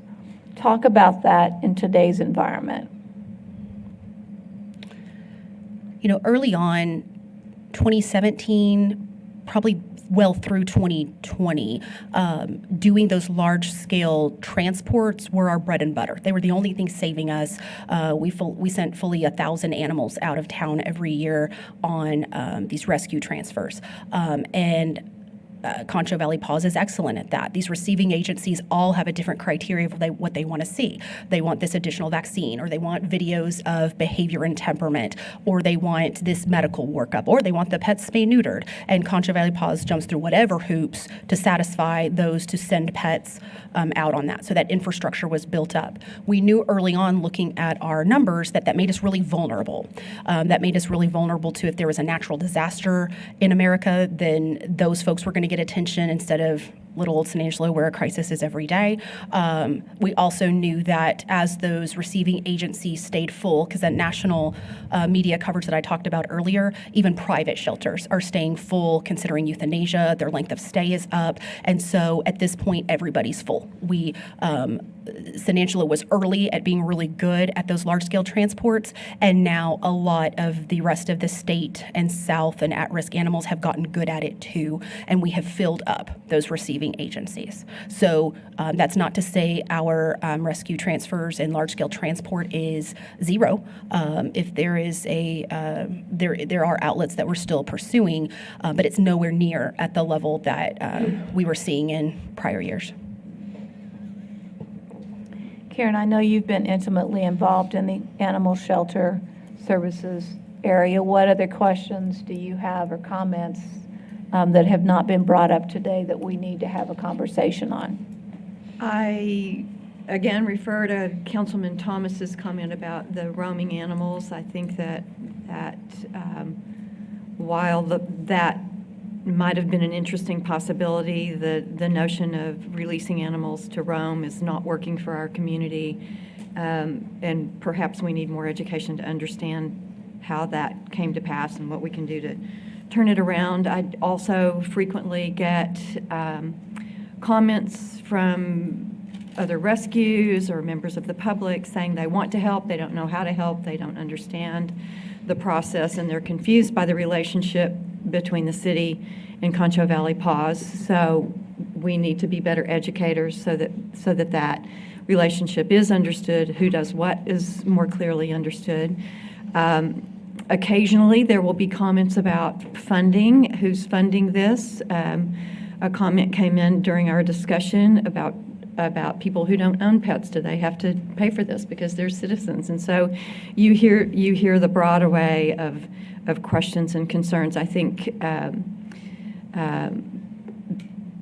concerned members of the public, people that would be willing to volunteer, they're very interested in forming a relationship with PAWS and with Morgan, but they're not sure how to do that. I don't know if there's an opportunity to improve our volunteer services, improve our access to volunteers. Do we need to have a town hall meeting where we bring everybody together and see if that doesn't resolve some of that and open up the doors for communication? Absolutely, and all credit to Morgan. I know that she has been considering that very thing on a repeating basis. That would give public access to her to answer some of those questions. The first few meetings might be very painful, but I know that we'll support you should you decide to go forward with that. Once everybody's had a chance to air their grievances, hopefully we can go forward with some solutions. Talk about Pets Alive, that organization. Just tell us what that is, because we hear that kind of conversation going on a lot. American Pets Alive is a group that was founded, probably around 2010 in Austin. And they identified that after years of large-scale investment in free spay-neuter, that did not decrease the euthanasia at the government shelter there in Austin. And so they... Would that be true to San Angelo as well? I think that the spay-neuter ordinance was adopted, and for years thereafter, our save rate was 20%, 40%. So spay-neuter alone did not facilitate large-scale life-saving in San Angelo. It's everything else we changed around community cats, disease prevention, large-scale rescue transfer, increased return to owner. Those components also had to happen. And so American Pets Alive works with at-risk shelters like San Angelo that are still euthanizing, a good many of our pets, and offers resources. So they offer resources in a variety of ways, whether that's training, on-site visits here, training for government shelter staff to go to Austin, coordinating transport, taking high-risk medical. Early on when Concho Valley PAWS was in the early stages of standing up their infrastructure around parvo treatment. We were sending any puppies positive for parvo to Austin that they could take, and those were pets that would previously not have a live outcome. So their tagline is "Save more pets faster." Do we need to have our communications department focus on more publicity as it relates to animal bites? Because I'm horrified at the numbers, and I'm horrified to think that any day we could have a child or somebody who can't protect themselves bit by an animal. I just wonder if we've done enough community broadcasting, marketing, if you will, about what happens if your animal bites a human being, what our policy states, what will happen to that pet, etc. Yeah, we've built out a lot more resources on our website to spell out common items. We also have like an FAQ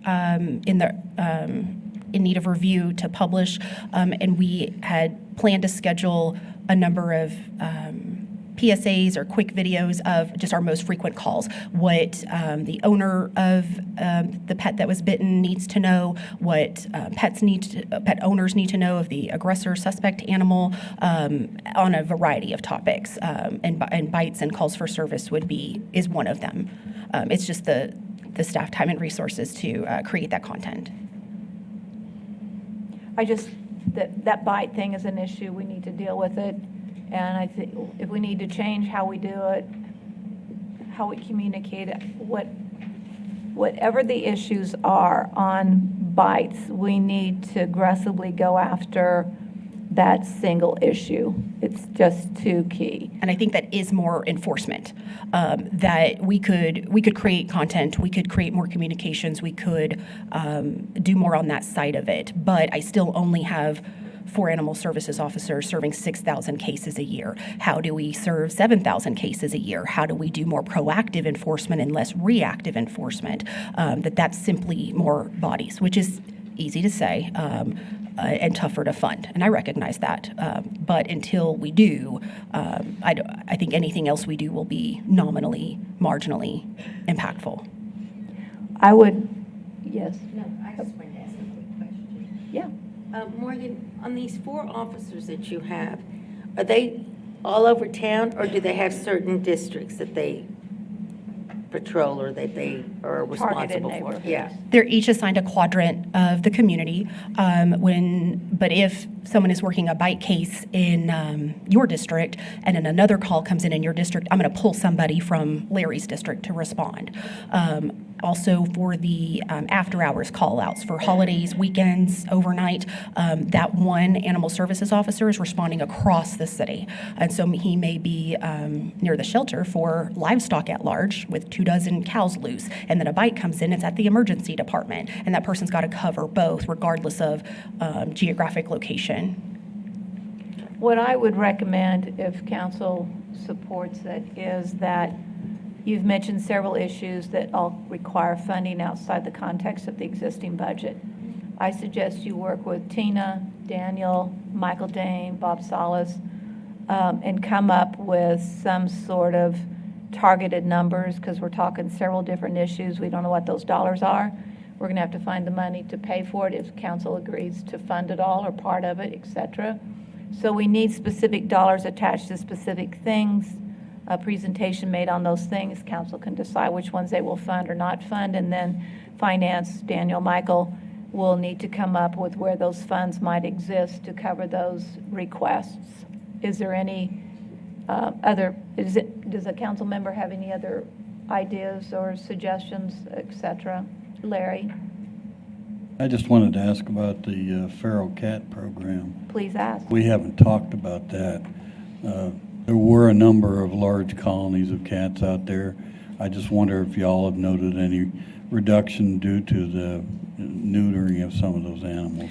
We've absolutely seen a decrease in our cat calls for service, our annual cat intake, which is a cross-section of the community, that there are just fewer colony cats in the community.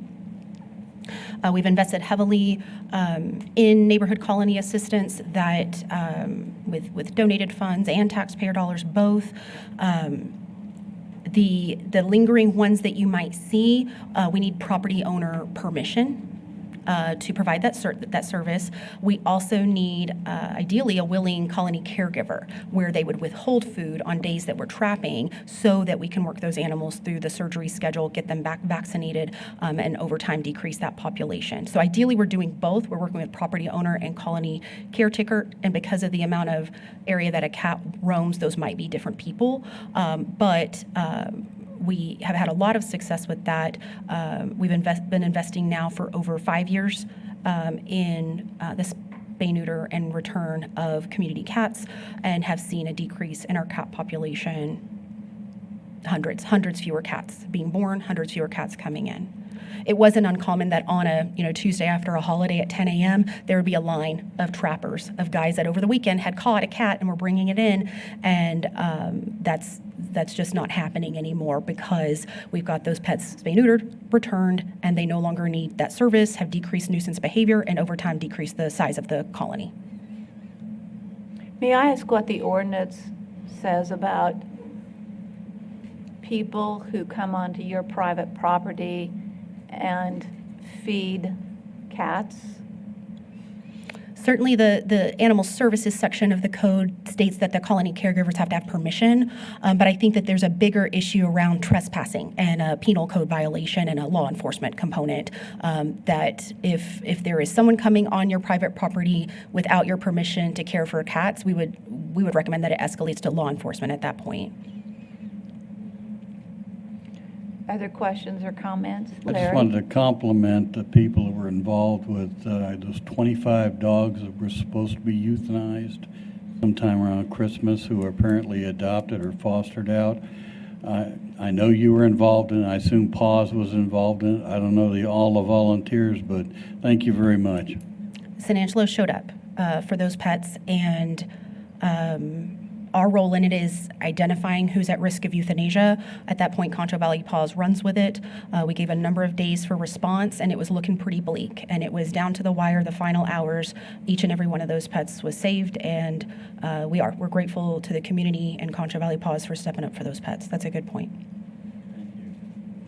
Tommy. Morgan, you may be going to do this anyway, but as you work through your requests, if you would just, if for no one but me on the council, prioritize those and those that would have the biggest impact in your judgment in an overall sense, so that if we literally have to say we can do 1 and 2, but not 3, 4, and 5, that would be helpful for me.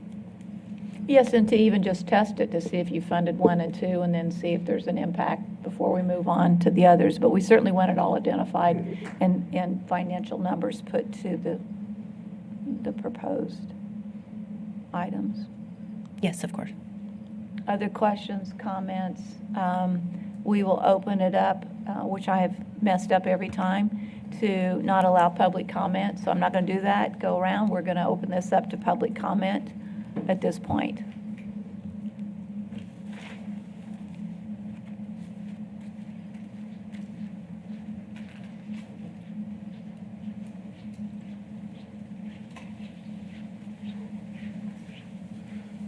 Good morning. I'm Jenny Wilson with Concho Valley Paws, and I just wanted to actually make the recommendation and hope that perhaps there was some kind of way we could present Concho Valley Paws to you to offer some more education on some of the programs that we do offer in our partnership with the city, because I think that would be beneficial, and it's a lot more than I can do in 3 minutes of public comment. But I do think we would love to have you all know more about what we do and pose those questions to us. I think it's when we all come together that we make real change. I am a huge advocate of spay-neuter. I do believe that that is the answer to the issues that we face. We are in crisis. And some of the things that Morgan did touch on, but I kind of want to reiterate with you from our viewpoint, is our adoption pool is greatly affected by the type of animals that populate the shelter. And so we're in a community that is largely consists of senior citizens, college students, military, and a lot of renters. And what we see in the shelter is a lot of your large breed pit bull shepherd mixes. And so unfortunately, those are the animals that are discriminated against by a lot of rental properties here in San Angelo, which makes our pool for potential adopters so much smaller. Now, we do have a robust adoption program that I'm very proud of our team. We place over 1,000 animals locally, where we did see decreases in those transports like Morgan mentioned. This is not just a problem specifically for San Angelo as far as the population crisis. We had our world changed in 2020, and I don't think anybody has really realized how many changes that 2020 impacted on us, especially in the animal welfare industry. But you had a full year where the country was not operating as normal. There were fewer spay and neuters. Some cities were not enforcing their animal control practices as normal based on what they considered those vital services to be during that time. And so it's a trickle-down effect. It's affected all of us. And so, therefore, we've seen communities where we would normally transport animals for adoption not have a demand for those pets. So this is a very complex, convoluted situation, and we are trying to address it from many different angles.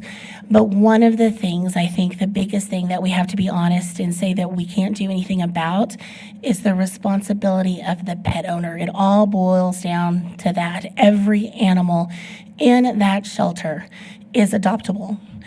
We've worked with Morgan to the point where she and her staff, working with the PAWS staff, were identifying who's adoptable and who's not adoptable at a very early stage in the process, because space is such that you can't You can't keep an animal that you would like to work with because there are more animals that are highly adoptable waiting to come in. And so having said that, every animal in that shelter is adoptable. Every animal in that shelter has been interacting with humans to the point where it is a pet quality animal. And so that means that somewhere somebody failed that animal. And I think the community needs to be reminded that it is against the law to abandon an animal, and there are programs out there to assist you in rehoming. We have a program called Second Chance. It's very much like the program Morgan was talking to you about. We have over 50 animals enrolled in that program right now, and all we ask is that you're a responsible pet owner. You call us the minute you find out that you're having to move to a place where they can't take your pet, and we start working to help you place it. The problem is we get the phone calls that say, I'm moving tomorrow and I have nowhere to put my pet. I think what would be, I think, is that the time or did it go off? So what I would, you have a lot of information Yes. and a lot of good points that I think need to be heard. I would recommend that we put you on the agenda for presentation, I next appreciate that. council agenda. I think it would be appropriate to do. Okay. Your point's very well taken. And we always say the responsibility lies within the, we have a people issue that's created an animal issue. The animals didn't Absolutely. create the issue. People created the issue, and it always goes back to people. So we look forward to having you at the next city council meeting making a presentation. Wonderful. Thank you so much. Okay? Anything else, folks? Yes. Yes, we still have more public comment.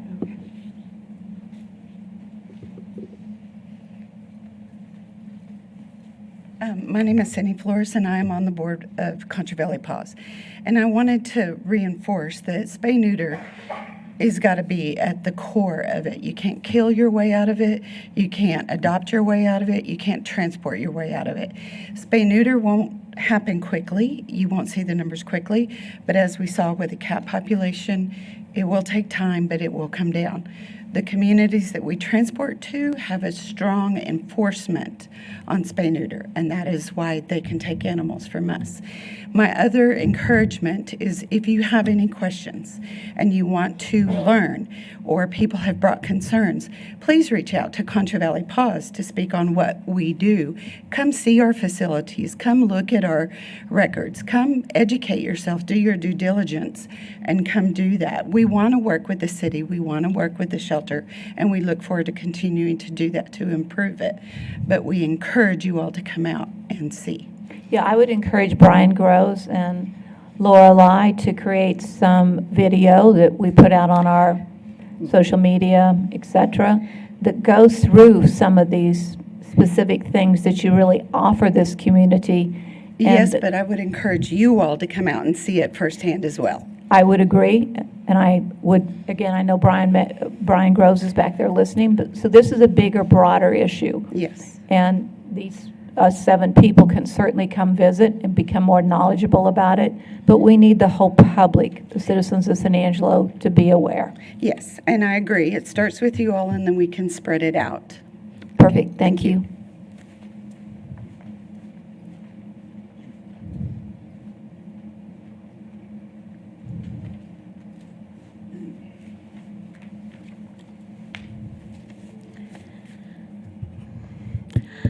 I am Mary Wilson, and I reside at 1641 Parkview Drive. I am a director of Concho Valley Paws and have been on the board for almost 20 years. As evident by the sheer number of animals in our shelter, especially puppies that are impounded, it is only a matter of time until our community may be forced back to the policies of capture and kill. As a taxpayer and a homeowner, I do not support killing for space, and I am not alone. I want my tax dollars going towards humane care and solutions that save lives, prevent suffering, and places the responsibility back on the irresponsible people who created this situation. Therefore, I make the following recommendations. Appoint a group of animal welfare professionals and volunteers to review the ordinances of our community with other communities that have successfully addressed overpopulation concerns. This group would advise the council on drafting new ordinances or tweaking current ordinances with the oversight of the city's attorneys. Seek a budget amendment that would allow Animal Services to employ an animal control officer for the specific purpose of investigating problem breeding, advertisements for sale of pets, and enforcement of the spay-neuter ordinance. This enforcement would be from the first ticket to compliance. It would be this officer's job to follow up with all pet owners found to be in violation until compliance is achieved, even after the court has heard the case and assessed fines. Concho Valley Paws is willing to assist violators with the spay-neuter of their animals. Adjustments to the ordinances allowing breeding permits to exclude permits for pit bulls and large breed dogs, as the shelter population is evidence that our community demographics do not support the breeding of large breeds. We are a community of senior citizens, apartment dwellers, and a transient population of college students, military personnel, and renters. Small to medium-sized dogs do not languish in our city shelter, but large breed dogs do, especially the pit and pit mixes. They are incredibly wonderful dogs, and they deserve so much more. Adjustments to the existing ordinances that would allow breeding permits to be revoked if an unaltered animal is impounded by animal control more than once. Work with shelter management to advise on policies and procedures which would ensure that 100% of the violations are reported to municipal court. Thank you.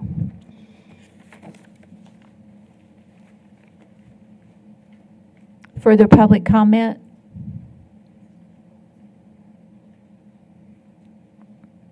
There have been a lot of issues brought forward, a lot of suggestions that have been brought forward, which I think all have merit and validity attached to them. Today has been a great presentation, Meg Morgan, so thank you for coming forward and updating us on the animal shelter. We will look at some budget amendments. We will consider the items that were just brought forward. We'll have some town hall meetings to bring everyone together to better discuss this issue. Today was just sort of an open door to get this subject more in the public's eye and conversation and change happening. So thank you, everyone. All right, so what we'll do now is move to item F. Thank you all for hanging around and waiting for item F to come up. First reading and public hearing of an ordinance for Z23-17 to rezone properties from single-family residential zoning district to two-family residential zoning district located at 1212, 1210, and 1208 Roosevelt Street. Aaron, you're on. Thank you, Mayor, City Council, and Mr. Valenzuela. Got a short presentation for you for a rezoning. Again, my name is Aaron Vanoy, Assistant Director of Planning Development Services. This is zoning case Z2317 on Roosevelt. So you see these three properties outlined in red. They were platted back in, I want to say 2020 or maybe 2021. They currently have an RS1 single-family zoning. They were platted at a larger size with anticipation of possibly going to RS2 zoning if they weren't able to be sold or built out as RS1. There's a property owner and developer that has come forward with a rezoning on this and is looking to rezone those. This is in District 3, Councilman Harry Thomas in the Fort Concho East neighborhood, and their intent is to build 3 duplexes.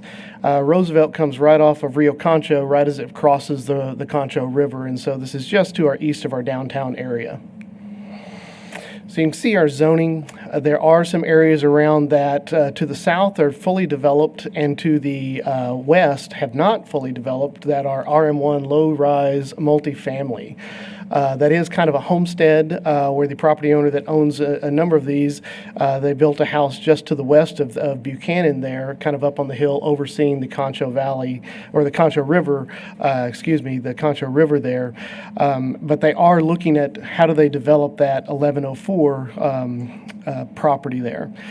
So you can see south of the property, there's an apartment complex that goes through off of Benedict, and then there's another one there that is zoned RM1. And then you can start seeing that the RS1 starts past Irene, heading back towards Bell Street. This property here is fairly unique. There is kind of a mix there on Irene. There's a couple of single-family homes. There are a couple of single-family homes at 1204 and 1214 Roosevelt that the property owner had brought in from the Baptist community, that they brought in 2 moved houses there and restored those. And now they're looking to add some new development there behind them. City staff is recommending approval, as did Planning Commission. They saw this as a good transition from that single family and the RM, just kind of having a buffer in there. They are looking at adding potentially some more duplexes if these 3 go very well in that area. And so this is an area that they've got some smaller sized houses that are around 1,300 square feet that are coming in that are duplexes. They're large enough space, and the traffic, the road and traffic, we do believe will hold them with that RS2 zoning. Any questions? Harry? I think this will work very well over there. That property's been vacant for as long as I've been in the city, so I think this transition to RS2 into the regular neighborhood is good. I recommend approval. Okay, second by Lucy. Public comment? Seeing none, we will take a vote. All those in favor say aye. Aye. Seemingly, no one is opposed, so that means a 7-0 vote. That concludes our regular agenda. There are no items on the closed session, so we will move into the follow-up and administrative issues, which is item B, consider approving various board nominations. Animal Service Advisory Commission, Jen Murphy, SMD 2, to a 3rd term ending January 2026. Civic Events Advisory Board, Norma Bronner, SMD 4, to a 2nd term ending December 2025. Fort Concho Museum Board, Lisa Marley, SMD 2, Colleen Haddad, SMD 3, and Sarah Clemens, SMD 5, all to a 2nd term ending January 2026. Planning Commission, Luke Urick, SMD 1, and Joe Self, SMD 2, to a 3rd term. Michelle Miller, SMD 6, to a 1st full term, all January 2026. Tax Increment Reinvestment Zone, Jean-Marc Hogue, SMD 1, as Chairman of the Board for a 1-year term ending January 2025. The Zoning Board of Adjustments, Lorenzo Lassiter, SMD 1, to a 1st term. Terry Jackson, SMD 3, to a 1st full term. Lyndon Roberts Galindo, SMD 5, and Don Bonhart, SMD 6, to a 2nd term, and Gary Cortez, Mayor, to a 3rd term, all ending January 2026. Would council like to consider any of these separately, or would you like to consider these board nominations as a whole? As a whole. Okay, we will take a vote as a whole on items B. All those in favor say, oh wait, public I'll make a comment. motion. No, I have a motion. Harry made a motion. It was seconded by Lucy, right? Oh, no, wait, that was another item. One before. Back up. Okay. May I have a motion for approval of the board nominations? So move. So moved by Harry, seconded by Tom. We will now open it up for any public comment. Seeing none, we will now take a vote. All those in favor of 8B, approving all names and board nominations, say aye. Aye. Motion to approval is made 7-0. Announcements and consideration of future agenda items. We brought up several during today's meeting, and Tom said he had some additions to that. So one I would like to bring up is I'm not sure what our ordinance is, but we have trees that overhang into the street. I watched one rip the air conditioner off a RV the other day, and so I think that needs to be addressed. There's several in SMD2, and I don't know, Michael, if you're getting this one, but I think we need to have a policy that governs if you have a tree on your property or in your easement, you are responsible for it. And if it gets out into the street, it becomes an issue of which you are liable. But I think we need to bring that one up and revisit it, because you could write a ton of ordinance violations in my department. Number two, and this one will go back to Morgan, I think there's a policy on dogs and what they're contained. They have to stay within a yard. Some of these are proximity yards that don't have a gate. So the one that bit my wife still has an open gate where they can get out, but there's a proximity fence and they don't know where, number one, if somebody's walking or talking by, they don't know if the proximity fence is on. So I think we need to address something as far as what qualifies for a containment of a pet in a yard. Speaking of the pet issue, because it's a San Angelo animal shelter, right? So if someone lives in the county outside our city limits, are we obligated to take into our animal shelter animals that are not registered, but we don't know where they came from because they're abandoned, so? Yeah, I think Morgan's left, but I think the answer to that is no, we do not bring in animals from the county. All right, any other items for future consideration? Karen? Do we need to formally ask for Morgan's town hall proposal to be on the agenda for our approval? We She'll- can proceed without that? Yeah. Okay, good. Yeah. Okay, then I need a motion for adjournment. So moved. So moved, seconded. All in favor? Aye. Stand up. Motion passes 7-0.